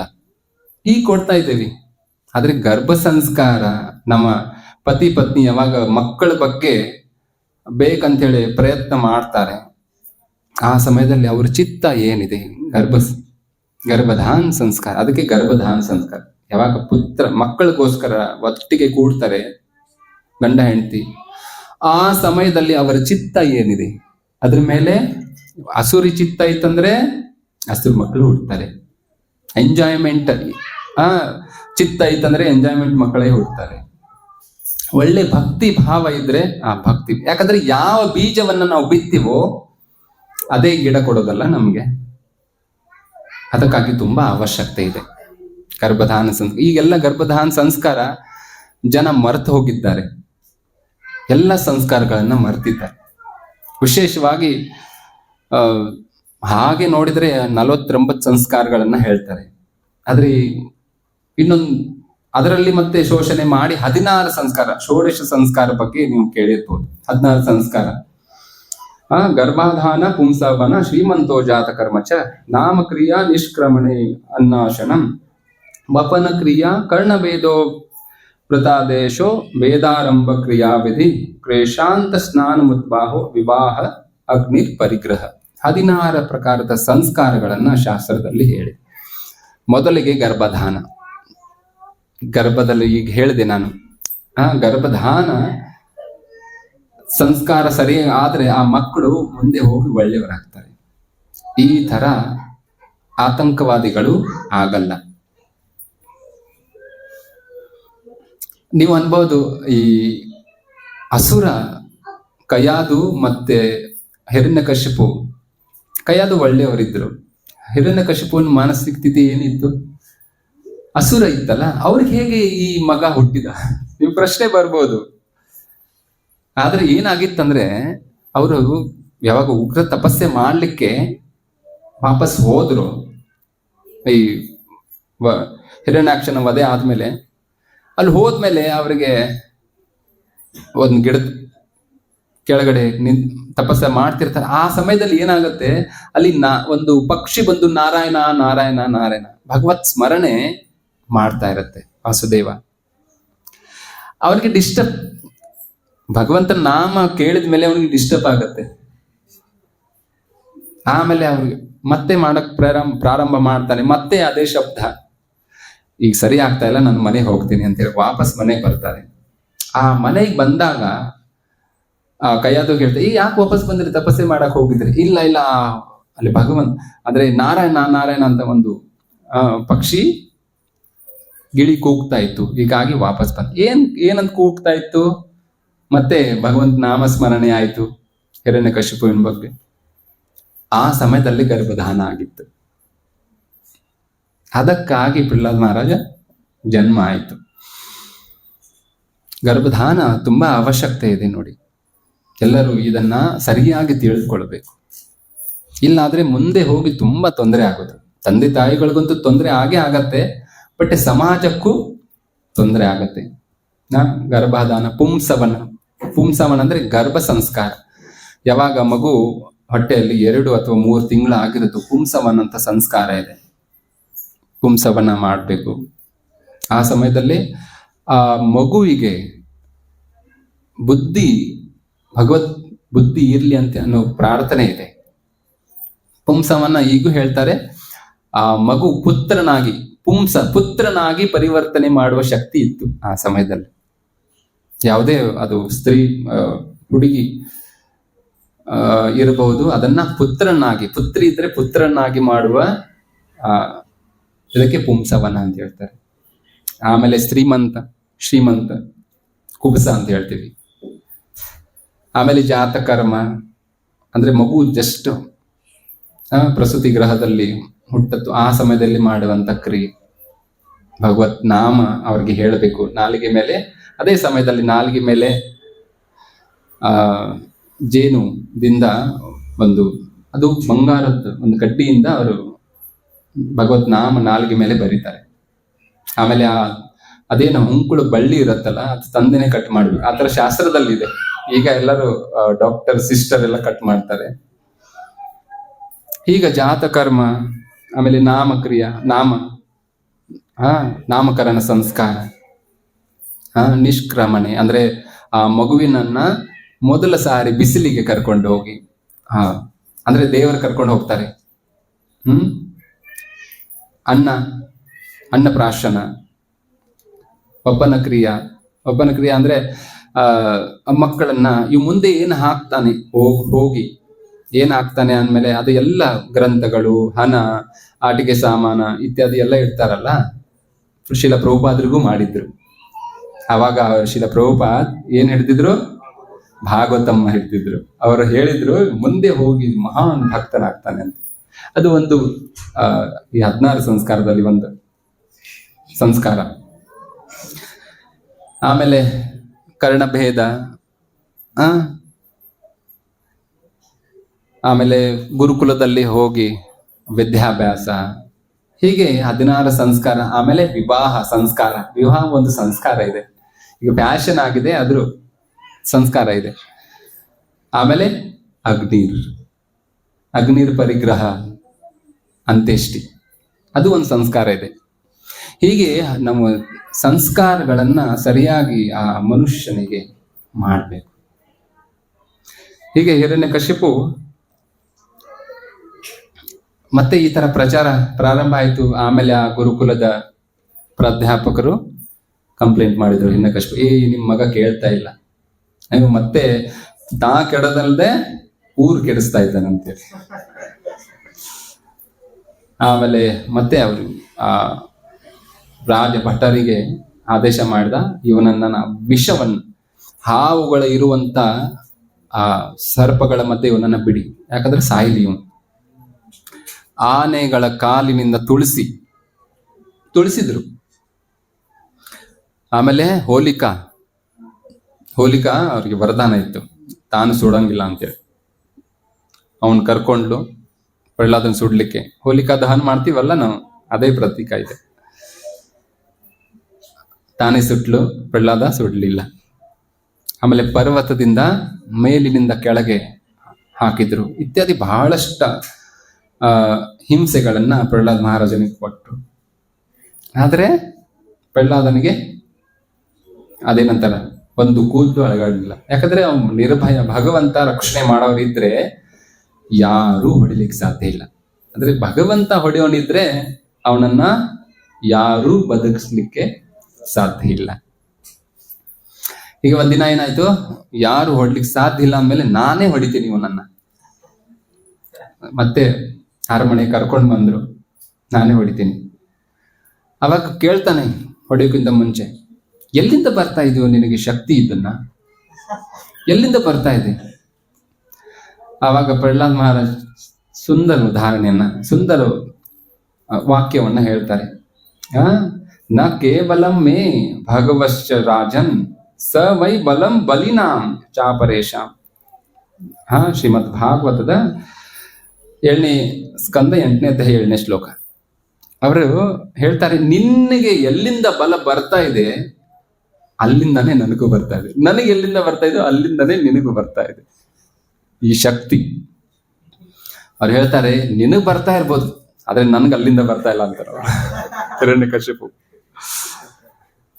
ಆದ್ರೆ ಶೀಲ ಪ್ರಭುಪಾದ್ ಅದೇ ಭಾವಾರ್ಥದ ತಾತ್ಪರ್ಯ, ಭಾವಾರ್ಥದಲ್ಲಿ ಹೇಳ್ತಾರೆ, ಯದ್ಯತ್ ವಿಭೂತಿ ಮಸ್ತತ್ವಂ ಶ್ರೀಮಧುರ್ಜಿತಮೇ ಬಬ ತತ್ತದ್ದೇವಾವಗಚ್ಚತ್ವಂ ಮಮ ತೇಜಂಶು ಸಂಭವಂ. ಶ್ರೀಮದ್ ಭಗವದ್ಗೀತೆ 10ನೇ ಅಧ್ಯಾಯ 41ನೇ ಶ್ಲೋಕದಲ್ಲಿ ಭಗವಂತ ಹೇಳ್ತಾರೆ, ಇದೇನು ಅದ್ಭುತಗಳು ಏನ್ ಕಾಣಿಸ್ತಾ ಇದೆಯಲ್ಲ, ಯದ್ ವಿಭೂತಿ ಮತ್ಸತ್ವಂ ಶ್ರೀ ಊರ್ಜಿತಮೇ ಭವ. ಶ್ರೀ ಅಂದ್ರೆ ಐಶ್ವರ್ಯ ಏನ್ ಕಾಣಿಸ್ತಾ ಇದೆಯೋ ಅದು ನನ್ನ ಒಂದು ತೇಜ ಅಂಶ ಸಂಭವ, ಒಂದು ಸಣ್ಣ ಅಂಶ ಏನೆಲ್ಲ ನೋಡ್ತಾ ಇದೆ ಅಂದ್ರೆ ಅಂಶ ಅಂದ್ರೆ ಎಷ್ಟು ವಿಭೂ ಇರ್ಬೋದಲ್ಲ ಭಗವಂತನ ಶಕ್ತಿ. ಹೀಗಾಗಿ ಭಗವಂತನ ಶಕ್ತಿ ಬಹಳ ಅಪಾರ ಇದೆ. ಅವಾಗ ಇವನು ಕೇಳಂಗಿಲ್ಲ, ಇವನನ್ನ ಹೊಡಿಬೇಕಂತೇಳಿ ವಿಚಾರ ಮಾಡ್ತಾರೆ. ಇನ್ನೇನು ಹೊಡಿಬೇಕು ಅಂತ ಪ್ರಹಾರ ತಲ್ವಾರ್ ತಗೊಂಡು ಪ್ರಹಾರ ಮಾಡೋರು ಇರ್ತಾರೆ. ಆ ಸಮಯದಲ್ಲಿ ಪ್ರಹ್ಲಾದ್ ಮಹಾರಾಜ್ ಒಂದು ಕಂಬದಲ್ಲಿ ಕಂಬಕ್ಕೆ ನೋಡ್ತಾ ಇರ್ತಾರೆ. ಅವಾಗ ನೋಡ್ತಾನೆ, ಇವ್ ನನ್ನನ್ನ ಅಟೆನ್ಷನ್ ನನ್ನನ್ನು ನೋಡ್ಬೇಕಾಗಿತ್ತಲ್ಲ, ಇವ್ ಅಲ್ಲೇ ನೋಡ್ತಾ ಇದ್ದಾನೆ ಇವನು. ಅವಾಗ ಅಲ್ಲಿ ನೋಡ್ತಾ ಇದ್ದ, ಅಲ್ಲಿ ನಿನ್ ದೇವ್ರಿದ್ದಾನ ಅಂತ ಕೇಳ್ತಾನೆ. ನಾವು ಅಲ್ಲೇ ಫ್ಲಾಶ್ ಆಗತ್ತೆ, ಅಲ್ಲಿ ನೋಡ್ತಾ ಇದ್ದಾನೆ, ನಿನ್ ದೇವ್ರು ಅಲ್ಲಿದ್ದಾನ ಅಂತ ಕೇಳ್ತಾನೆ. ಎಲ್ಲ ಕಡೆಯಲ್ಲೂ ಇದ್ದಾನೆ ಭಗವಂತ, ಎಲ್ಲ ಕಡೆಯಲ್ಲೂ ಇದ್ದಾನೆ, ಎಲ್ಲ ಕಡೆಯಲ್ಲಿದ್ದಾನೆ, ನಿನ್ನಲ್ಲೂ ಇದ್ದಾನೆ ಭಗವಂತ ಅಂತ ಹೇಳ್ತಾರೆ. ನಿನ್ನಲ್ಲಿ ಇರ್ಬೋದು, ನನ್ನಲ್ಲಿ ಇಲ್ಲ ಅಂತ ಹೇಳ್ತಾರೆ. ಆಮೇಲೆ ಆ ಕಂಬದಲ್ಲಿ ಇದ್ದಾನೆ, ಈ ಕಂಬದಲ್ಲಿ ಇದ್ದಾನೆ, ಆ ಕಂಬದಲ್ಲಿ ಇದ್ದಾನೆ, ಈ ಕಂಬದಲ್ಲಿ ಈ ಕಂಬದಲ್ಲಿ ಇದ್ದಾನೆ, ಈ ಕಂಬದಲ್ಲಿ ಇದ್ದಾನೆ ಅಂತ. ಅಂದ್ರೆ ಭಗವಂತ ವಿಚಾರ ಮಾಡ್ತಾ ಇದ್ದಾನೆ, ಎಲ್ಲ ಕಡೆ ಇದ್ದಾನೆ. ಆದ್ರೆ ನರಸಿಂಹ ರೂಪದಲ್ಲಿ ಯಾವುದೋ ಕಂಬದಲ್ಲಿ ಇದ್ದಾನಲ್ಲ. ಈಗ ಪ್ರಹ್ಲಾದ್ ಮಹಾರಾಜ್ ಈ ಕಂಬ ತೋರಿಸಿದ ಮೇಲೆ ಭಗವಂತ ಈ ಕಂಬದಲ್ಲಿ ಬರ್ತಾ ಇದ್ದಾರೆ, ಈ ಕಂಬ ತೋರಿಸಿದ್ರೆ ಭಗವಂತ ಈ ಕಂಬದಲ್ಲಿ ಬರ್ತಾ ಇದ್ದಾರೆ, ಈ ಕಂಬ ತೋರಿಸಿದ ಮೇಲೆ ಈ ಕಂಬದಲ್ಲಿ ಬರ್ತಾ ಇದ್ದಾರೆ. ಅಂದ್ರೆ ಭಗವಂತ ಆ ಪ್ರಹ್ಲಾದ್ ಮಹಾರಾಜ್ ಎಲ್ಲಿ ಹೇಳ್ತಾನೋ ಅಲ್ಲಿ ಹೋಗ್ತಾ ಇದ್ದಾರೆ. ಭಕ್ತ ವಾತ್ಸಲ್ಯ ಭಗವಂತನದ್ದು. ಆಮೇಲೆ ಗೊತ್ತಾಗತ್ತೆ ಈ ಕಂಬದಲ್ಲಿ ಇದ್ದಾನೆ ಅಂದ್ಮೇಲೆ ಈ ಕಂಬವನ್ನ ಜೋರಾಗಿ ಗುದ್ತಾರೆ. ಬಹಳ ದೊಡ್ಡ ಧ್ವನಿ, ಯಾವ ತರ ಸಿಡಿಲ್ ಬಂದ ಮೇಲೆ ನಮ್ಗೆ ಹೇಗೆ ಸ್ವಲ್ಪ ಹೆದರಿಕೆ ಬರುತ್ತೆ, ಆ ಸಿಡಿಲಲ್ಲ, ಅಷ್ಟು ದೊಡ್ಡದಾಗಿ ಧ್ವನಿ ಬರುತ್ತಲ್ಲ. 3 ಲೋಕದ ಮೇಲಿನ ಲೋಕಕ್ಕೂ ಆ ಧ್ವನಿ ಹೋಗುತ್ತೆ. ಏನು ಅದು ಆಕಾಶನೇ ಕೆಳಗ್ ಬಿತ್ತ, ಈ ತರ ಧ್ವನಿ ಬರುತ್ತೆ. ಅಲ್ಲಿನಿಂದ ಭಗವಂತ ನರಸಿಂಹ ರೂಪದಲ್ಲಿ ಬಂದ. ಜಯ ಶ್ರೀ ನರಸಿಂಹದೇವ್ ಭಗವಾನ್ ಕಿ. ಆದ್ರೆ ಇಲ್ಲಿ ನೋಡಿ ಭಗವಂತ ಯಾಕೆ ಬಂದ್ರು, ಭಗವಂತ ಯಾಕೆ ಬಂದ್ರು? ಇಲ್ಲಿ ಶ್ರೀಮದ್ ಭಾಗವತದಲ್ಲಿ ಹೇಳ್ತಾರೆ 17ನೇ ಶ್ಲೋಕ, 8ನೇ ಅಧ್ಯಾಯದ 17ನೇ ಶ್ಲೋಕ.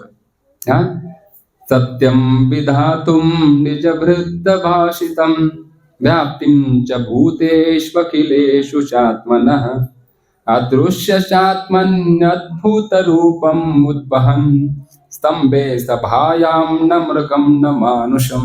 ನೋಡಿ ಏನಿದೆ ಪ್ರಹ್ಲಾದನ ಮಾತಿಗೆ. ಪ್ರಹ್ಲಾದ ಏನ್ ಹೇಳಿದ? ನಿತ್ಯ ವೃತ್ತ ಸತ್ಯಂ ವಿಧಾತುಂ, ಆ ಸತ್ಯ ಮಾಡಿದ ಭಗವಂತ ಇಲ್ಲಿದ್ದಾನೆ ಅಂತ ಹೇಳಿದ್ರಲ್ಲ, ಅದನ್ನ ಸತ್ಯ ಮಾಡ್ಲಿಕ್ಕೆ ಭಗವಂತ ಅಲ್ಲಿ ಪ್ರಕಟ ಆಗಿದ್ದಾರೆ ನರಸಿಂಹ ರೂಪದಲ್ಲಿ. ನಿಜ ವೃದ್ಧ ಭಾಷಿತಂ ವ್ಯಾಪ್ತಿಂ ಚ ಭೂತೇಶ್ವಖಿಲಂ ಚಾತ್ಮನಿ. ಎಲ್ಲ ಕಡೆಯಲ್ಲಿ ಇದ್ದಾನೆ ಭಗವಂತ, ಆದ್ರೂ ಅಲ್ಲಿ ಬಂದಿದ್ದಾರೆ. ಅದೃಶ್ಯತ್ಯಾತ್ಮ ಅದ್ಭುತ ರೂಪಂ, ಅದ್ಭುತ ರೂಪವಾಗಿ ಬಂದಿದ್ದಾರೆ. ಈ ರೂಪ ಹಿಂದೆ ಯಾವಾಗೂ ಬಂದಿರ್ಲಿಲ್ಲ, ಈ ತರ ಹಿಂದೆ ಯಾವಾಗ್ಲೂ ಬಂದಿರ್ಲಿಲ್ಲ, ನೋಡಿರ್ಲಿಲ್ಲ. ಅಂತ ರೂಪವನ್ನ ತಗೊಂಡು ಭಗವಂತ ಇಲ್ಲಿ ಬಂದಿದ್ದಾರೆ. ಸ್ತಂಭೆ ಸಭಾಯಂ, ಆ ಸಭೆಯ ಸ್ತಂಭದಲ್ಲಿ ಬಂದಿದ್ದಾರೆ. ನ ಮೃಗಂ ನ ಮಾನುಷಂ, ನ ಮೃಗನೂ ಅಲ್ಲ ಮಾನುಷನೂ ಅಲ್ಲ. ಭಗವಂತ ಪ್ರಕಟ ಆಗಿದ್ದಾರೆ. ಈಗ ಮತ್ತೆ ಫೈಟ್ ಚಾಲು ಆಯಿತು. ನೋಡಿ, ಈ ಚಲನಚಿತ್ರ ಎಲ್ಲ ನೋಡ್ತಾರೆ ಜನ. ಚಲನಚಿತ್ರದಲ್ಲಿ ಎಲ್ಲ ಪ್ರಕಾರದ ರಸಗಳನ್ನ ಕೊಟ್ಟಿರ್ತಾರೆ.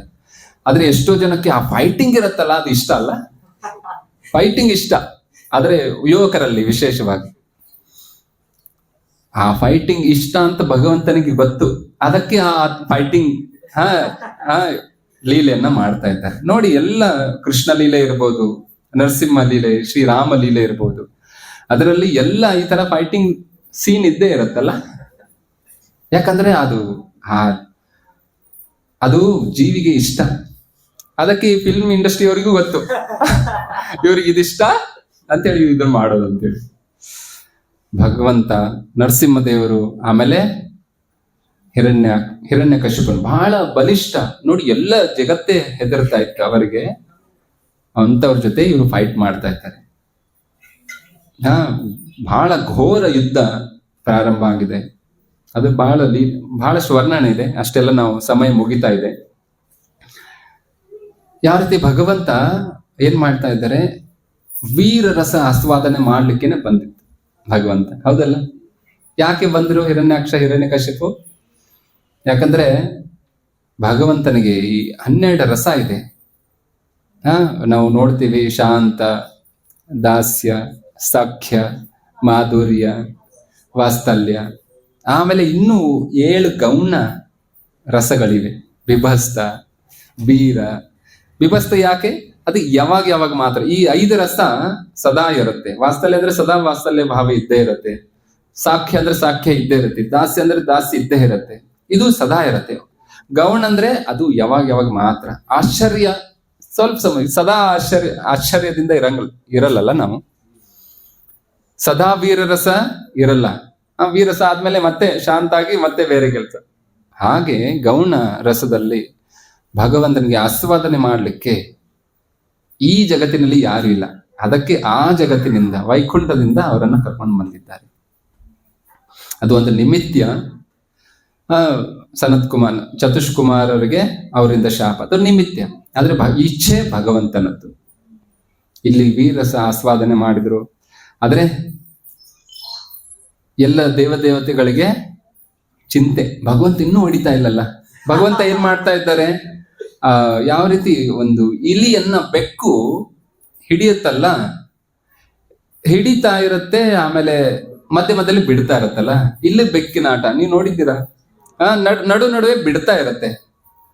ಆದ್ರೆ ಇಲ್ಲಿಗೆ ನನಗ್ ಬಿಡ್ತೀಗ ಅಂತ ಹೇಳಿ ಓಡ್ಲಿಕ್ಕೆ ಪ್ರಾರಂಭ ಮಾಡುತ್ತೆ. ಆದ್ರೆ ಮತ್ತೆ ಹೋಗಿ ಆ ಬೆಕ್ಕು ಹಿಡಿಯುತ್ತೆ. ಹಾಗೆ ಭಗವಂತ ಮಧ್ಯದಲ್ಲಿ ಅವರನ್ನ ಬಿಡ್ತಾ ಇದ್ದಾರೆ. ಬೆಕ್ಕಿನ ಹಾಗೆ ಎಂಡಿಗೆ ಏನ್ ಮಾಡೋರಿದ್ದಾರೆ ಅದು ಗೊತ್ತು ನಮಗೆ. ಬೆಕ್ಕೇನ್ ಮಾಡುತ್ತೆ, ಎಂಡಿಗೆ ಆ ಇಲಿಯನ್ನ ಮುಗಿಸ್ತಾರೆ. ಹಾಗೆ ಇಲ್ಲಿ ಭಕ್ತರ ರಕ್ಷಣೆಗೋಸ್ಕರ ಭಗವಂತ ಬಂದಿದ್ದಾರೆ. ಅದೇ ರೀತಿ ಆ ಬ್ರಹ್ಮನ ವರವನ್ನು ಸಹ ಪೂರ್ಣವಾಗಿ ಇಟ್ಟಿದ್ದಾರೆ. ಹಾಗೆ ಅದನ್ನ ಏನು ಚ್ಯುತಿ ಇಲ್ಲದ ಹಾಗೆ ಇಲ್ಲಿ ಅವತಾರವನ್ನ ತಗೊಂಡಿದ್ದಾರೆ. ಯಾವ ರೀತಿ ಅವರು ಮೃಗ ಏನೇನು ವರ ಇತ್ತಲ್ಲ ಅವ್ರದ್ದು, ಬಹಳಷ್ಟು ವರ ಇತ್ತು. ಅದ್ರ ಬಗ್ಗೆ ನಾವು ಚರ್ಚೆ ಮಾಡಲ್ಲ ಈಗ. ಹೊರಗೆ ಇಲ್ಲ, ಒಳಗೆ ಇಲ್ಲ, ಹಗಲಿಲ್ಲ, ರಾತ್ರಿ ಇಲ್ಲ, ಇತ್ಯಾದಿ ಬಹಳಷ್ಟು ವರಗಳನ್ನ ಪೂರ್ಣ ಮಾಡಿ ಅವರನ್ನ ಸಂಧ್ಯಾ ಸಮಯದಲ್ಲಿ, ಹಗಲೆಲ್ಲ ರಾತ್ರಿ, ಸಂಧ್ಯಾ ಸಮಯದಲ್ಲಿ, ಸಾಯಂಕಾಲ ಸಮಯ, ಹೊಸಿಲಲ್ಲಿ, ಆಮೇಲೆ ಮೇಲೂ ಅಲ್ಲ ಕೆಳಗೂ ಅಲ್ಲ, ತಮ್ಮ ತೊಡೆಯ ಮೇಲೆ ನಖ ಉಗುರಿನಿಂದ, ಇದು ನಿರ್ಜೀವನೂ ಅಲ್ಲ, ಜೀವ ಇದ್ದಿದ್ದು ಅಲ್ಲ. ಅದರಿಂದ ಅವರು heart operation, first heart operation ಮಾಡ್ತಾರೆ. ಆಗ ಇಷ್ಟು ಕ್ರೋಧ ಇರುತ್ತಲ್ಲ ಭಗವಂತನಿಗೆ. ಕ್ರೋಧ ಎಲ್ಲಿ ಬರುತ್ತಂದ್ರೆ, ಯಾರು ಭಕ್ತರ ಅಪರಾಧ ಮಾಡ್ತಾರಲ್ಲ ಆ ಸಮಯದಲ್ಲಿ ಭಗವಂತ ಕೇಳಂಗಿಲ್ಲ. ಅವ್ರಿಗೆ ಕ್ರೋಧ. ಭಗವಂತನ ಪ್ರತಿ ಅಪರಾಧ ಯಾರು ಮಾಡ್ತಾರೋ ಕ್ಷಮೆ ಮಾಡ್ತಾರೆ. ತುಮೆ ಅಪರಾಧ ತಾರೆ ಹರಿನಾಮದಿಂದ ತಾರಣೆ ಆಗಬಹುದು. ಆದ್ರೆ ಭಕ್ತರ ಅಪರಾಧ ಯಾವಾಗ ಮಾಡ್ತಾರೋ ಭಗವಂತ ಸಹನೆ ಮಾಡೋಂಗಿಲ್ಲ. ಉದಾಹರಣೆ ನಾವು ನೆನಪಿನಲ್ಲಿ ಇಟ್ಕೊಳ್ಬೇಕು. ಬಿಸಿಲಿಂದು ಕ್ರೋಧ ಬಂತು, ಅದೇ ಆ ಅತಡಿ ಏನ್ ಹೇಳ್ತೀರಿ, ನರಗಳನ್ನು ಎಲ್ಲ ತಗೊಂಡು ಹಾರ ಹಾಕೊಂಡಿದ್ರು. ಅಷ್ಟು ಸಿಟ್ಟು ಬರ್ತಾ ಇತ್ತು. ಆಮೇಲೆ ಎಲ್ಲ ದೇವಿ ದೇವತೆಗಳು ಬಂದ್ರು. ಶಾಂತ ಆಗ್ತಾ ಇಲ್ಲ. ಲಕ್ಷ್ಮೀ ದೇವಿಯನ್ನ ಕರೆಸಿದ್ರು. ಯಾಕಂದ್ರೆ ಹಸ್ಬೆಂಡ್, ಅದಕ್ಕೆ ನೀವು ಶಾಂತ ಮಾಡ್ಬೋದು. ಆದ್ರೆ ಅವರು ನಾನು ನನ್ನ ಪತಿ ಇನ್ನೂ ಈ ತರ ರೂಪ ನಾನು ನೋಡಿಲ್ಲ ಅಂತೇಳಿ ಅವರು ಮುಂದೆ ಹೋಗ್ಲಿಲ್ಲ. ಎಲ್ಲ ಶಿವ ಪ್ರಾರ್ಥನೆ ಮಾಡ್ತಾರೆ, ಬ್ರಹ್ಮ ಪ್ರಾರ್ಥನೆ ಮಾಡ್ತಾರೆ, ಋಷಿಗಳು ಪ್ರಾರ್ಥನೆ ಮಾಡ್ತಾರೆ, ಇಂದ್ರ ಪ್ರಾರ್ಥನೆ ಮಾಡ್ತಾರೆ, ಎಲ್ಲರೂ ಗಂಧರ್ವರ ಪ್ರಾರ್ಥನೆ ಮಾಡ್ತಾರೆ. ಯಾವಾಗೂ ನಿಲ್ಲಲ್ಲ, ಶಾಂತನಾಗಲ್ಲ. ಯಾವಾಗ ಬ್ರಹ್ಮಜಿ ಹೇಳ್ತಾರೆ, ನಿನ್ಗೋಸ್ಕರ ಪ್ರಹ್ಲಾದ, ನಿನ್ಗೋಸ್ಕರ ಬಂದಿದ್ದಾರೆ, ನೀನೇ ಹೋಗಿ ಶಾಂತ ಮಾಡೋ ಅಂದಾಗ ಭಗವಂತ ಪ್ರಹ್ಲಾದ್ ಮಹಾರಾಜ್ ಬಂದ್ಮೇಲೆ ಅವರು ಶಾಂತ ಆಗ್ತಾರೆ. ಶಾಂತ ನರಸಿಂಹ. ಹೀಗೆ ಭಗವಂತನ ಅದ್ಭುತ ಲೀಲೆ ಈ ನರಸಿಂಹ ಚತುರ್ದಶಿ ದಿನದಲ್ಲಿ ಆಗಿದೆ, ದಿನದಂದು ಆಗಿದೆ. ಹೀಗಾಗಿ ಈ ತರ ನಾವು ಸ್ಮರಣೆ ಭಗವಂತನದು. ಮುಖ್ಯವಾಗಿ ಈ ಲೀಲೆಯಲ್ಲಿ ಭಕ್ತರ ರಕ್ಷಣೆ ಎಷ್ಟು ಮುಖ್ಯ ಇದೆ ಅಂತ ಭಗವಂತ ತೋರಿಸ್ಕೊಡ್ತಾ ಇದ್ದಾರೆ. ಮತ್ತೆ ಭಕ್ತರಿಗೆ ಯಾರ ಅಪರಾಧವನ್ನ ಮಾಡ್ತಾರೆ ಅದನ್ನು ನಾನು ಸಹಿಸಿಕೊಳ್ಳಲ್ಲ. ಹೀಗಾಗಿ ನಾವು ವೈಷ್ಣವ ಅಪರಾಧ ಯಾವಾಗೂ ಮಾಡಬಾರ್ದು. ಶ್ರೀ ನರಸಿಂಹದೇವ್ ಭಗವಾನ ಕೀ. ಕಡೆಗೆ ಪ್ರಹ್ಲಾದ ಶಾಂತ ಆದರು. ಆಮೇಲೆ ಕಡೆಗೆ ಒಂದು 5 ನಿಮಿಷದಲ್ಲಿ ಒಳಗೆ 5 ನಿಮಿಷ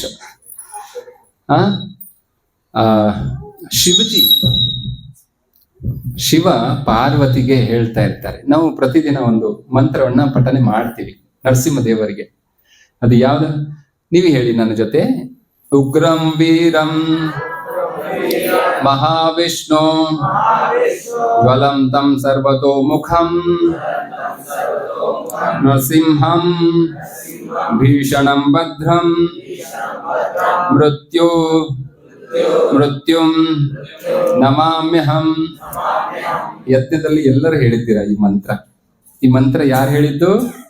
ಶಿವ ಪಾರ್ವತಿ ದೇವಿಗೆ ಹೇಳ್ತಾ ಇದ್ದಾರೆ.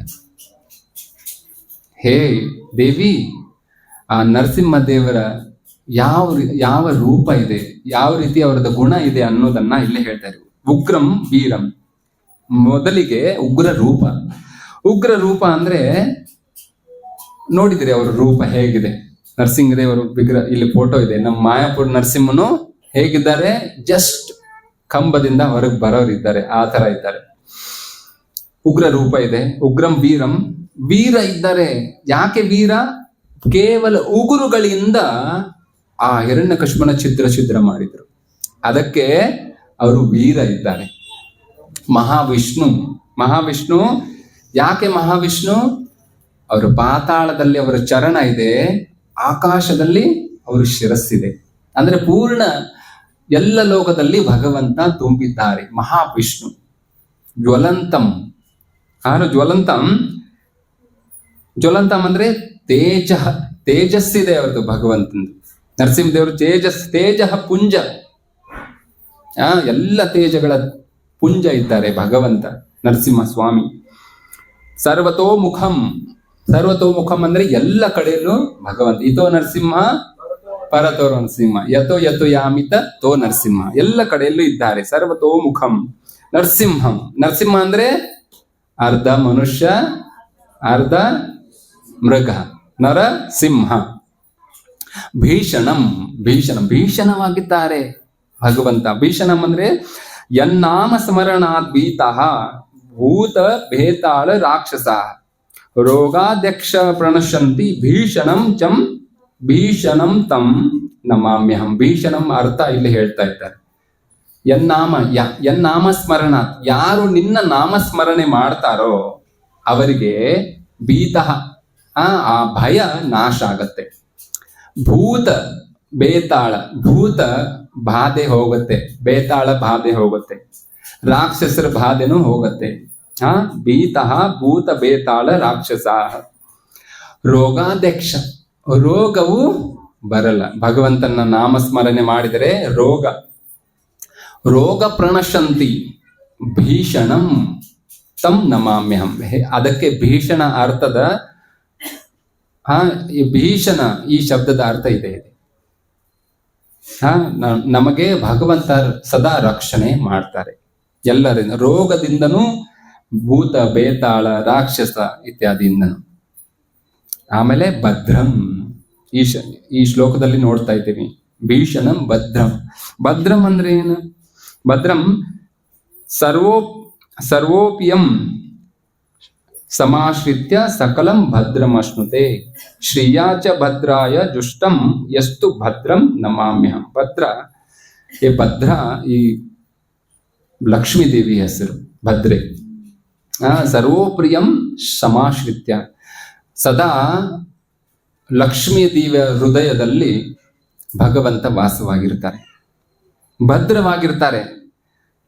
ಹಾಗೆ ನಮ್ಮ ಹೃದಯದಲ್ಲೂ ನೀವು ಭದ್ರವಾಗಿರ್ರಿ ಅನ್ನೋದನ್ನ ಇಲ್ಲಿ ಪ್ರಾರ್ಥನೆ ಮಾಡ್ತಾ ಇದ್ದಾರೆ. ಕಡೆಗೆ ಮೃತ್ಯುಂ ನಮಾಮ್ಯಹಂ. ಮೃತ್ಯುಗಳ ಮೃತ್ಯು ಭಗವಂತನಾಗಿದ್ದಾನೆ. ನೋಡಿ, ನಮಗೆ ಮೃತ್ಯು ಆಗಿದ್ರೆ ಮೃತ್ಯುಗೆ ಮೃತ್ಯು ಭಗವಂತ ನರಸಿಂಹದೇವರಾಗಿದ್ದಾರೆ. ಮೃತ್ಯು ನಮಾಮ್ಯಹಂ. ಸಾಕ್ಷಾತ್ ಸ್ವಕಾಲೆ ಸಂಪ್ರಾಪ್ತೆ ಮೃತ್ಯುಂ ಶತ್ರುಂ ಗಣಾನಪಿ ಭಕ್ತಾನಾಂ ನಾಶಯೋದ್ಯಸ್ತು ಮೃತ್ಯುಂ ನಮಾಮ್ಯಹಂ. ಇದನ್ನ ಶಿವ ಪಾರ್ವತಿ ದೇವಿಗೆ ಹೇಳ್ತಾ ಇದ್ದಾರೆ. ಈ ಶ್ಲೋಕದ ಅರ್ಥನೂ ಅವರು ಹೇಳ್ತಾ ಇದ್ದಾರೆ. ಆಂತರಿಕವಾಗಿ ಅರಿಷ್ಟಗಳಿಂದ ಹಾಗೂ ಬಾಹ್ಯವಾಗಿ ದುಷ್ಟ ಶಕ್ತಿಗಳಿಂದ ನಮ್ಮನ್ನ ಭಗವಂತ ನರಸಿಂಹದೇವ ಪಾರು ಮಾಡ್ತಾನೆ. ಹೀಗಾಗಿ ಈ ಉಗ್ರಂ ವೀರಂ ಮಹಾವಿಷ್ಣು ಜ್ವಲಂತಂ ಸರ್ವತೋ ಮುಖಂ ನರಸಿಂಹಂ ಭೀಷಣಂ ಭದ್ರಂ ಮೃತ್ಯುಂ ನಮಾಮ್ಯಹಂ. जय नरसिंहदेव भगवान की, प्रहलाद महाराज की, शिला प्रभुपाद की, अनंत कोटि वैष्णव वृंद की. ಹರೇ ಕೃಷ್ಣ. ಇಲ್ಲಿಗೆ ಸಮಯ ಆಯ್ತು, ಇನ್ನು ಒಂದು ನಿಮಿಷ. ಹರೇ ಕೃಷ್ಣ. ಯಾರಿಗಾದ್ರೂ ಪ್ರಶ್ನೆ ಇದ್ರೆ ಒಂದೇ ನಿಮಿಷದಲ್ಲಿ, ಯಾಕಂದ್ರೆ 12 ಗಂಟೆಗೆ ಮುಗಿಸ್ಬೇಕಂತ ಹೇಳಿದ್ದೆ, ನನಗೆ ಇನ್ನೊಂದು ನಿಮಿಷ ಇದೆ. ಹರೇ ಕೃಷ್ಣ.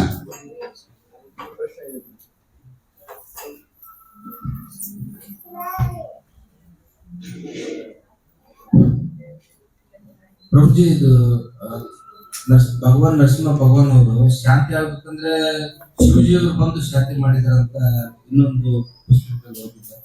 ಅದು ಸರಿನಾ ಪ್ರಭುಜಿ? ಪ್ರಾಮಾಣಿಕ ಗ್ರಂಥಗಳು ಅವಶ್ಯಕತೆ ಇರುತ್ತೆ. ಪ್ರಾಮಾಣಿಕ ಗ್ರಂಥ ಅದು ಇದೆಯೋ ಇಲ್ಲ ನಾವು ನೋಡ್ಬೇಕು ಮೊದಲು. ಇದು ಶ್ರೀಮದ್ ಭಾಗವತದಲ್ಲಿ ಇದು ಪ್ರಾಮಾಣಿಕ ಗುರು ಪರಂಪರೆಯಲ್ಲಿ ಬಂದಂತ ಗ್ರಂಥ ಇದೆ. ಇದರಲ್ಲಿ ಪ್ರಹ್ಲಾದ್ ಮಹಾರಾಜ್ ಶಾಂತ ಮಾಡಿದ್ದಾರೆ ಅನ್ನೋದನ್ನ ಇಲ್ಲಿ ನಾವು ಖಂಡಿತವಾಗಿ ಹೇಳ್ಬೋದು. ಇಲ್ಲಿ ಶಿವ ಅವರ ಪ್ರಾರ್ಥನೆನೂ ಇದೆ, ಬ್ರಹ್ಮಜಿ ಪ್ರಾರ್ಥನೆನೂ ಇದೆ, ಲಕ್ಷ್ಮೀ ದೇವಿ ಇತ್ಯಾದಿ ಎಲ್ಲರದ್ದು ಪ್ರಾರ್ಥನೆ ಇದೆ. ಆದರೆ ಪ್ರಹ್ಲಾದ ಮಹಾರಾಜ್ ಬಂದಾಗ ಮಾತ್ರ ಅವರು ಶಾಂತ ಆಗಿದ್ರು. ಇದು ಅಂದ್ರೆ ಪ್ರಾಮಾಣಿಕ ಗ್ರಂಥ ಯಾವ ಗ್ರಂಥದಲ್ಲಿ ಬರೆದಿದೆ ಅನ್ನೋದನ್ನ ಅದು ಮುಖ್ಯ ಇರುತ್ತೆ. ಹರೇ ಕೃಷ್ಣ.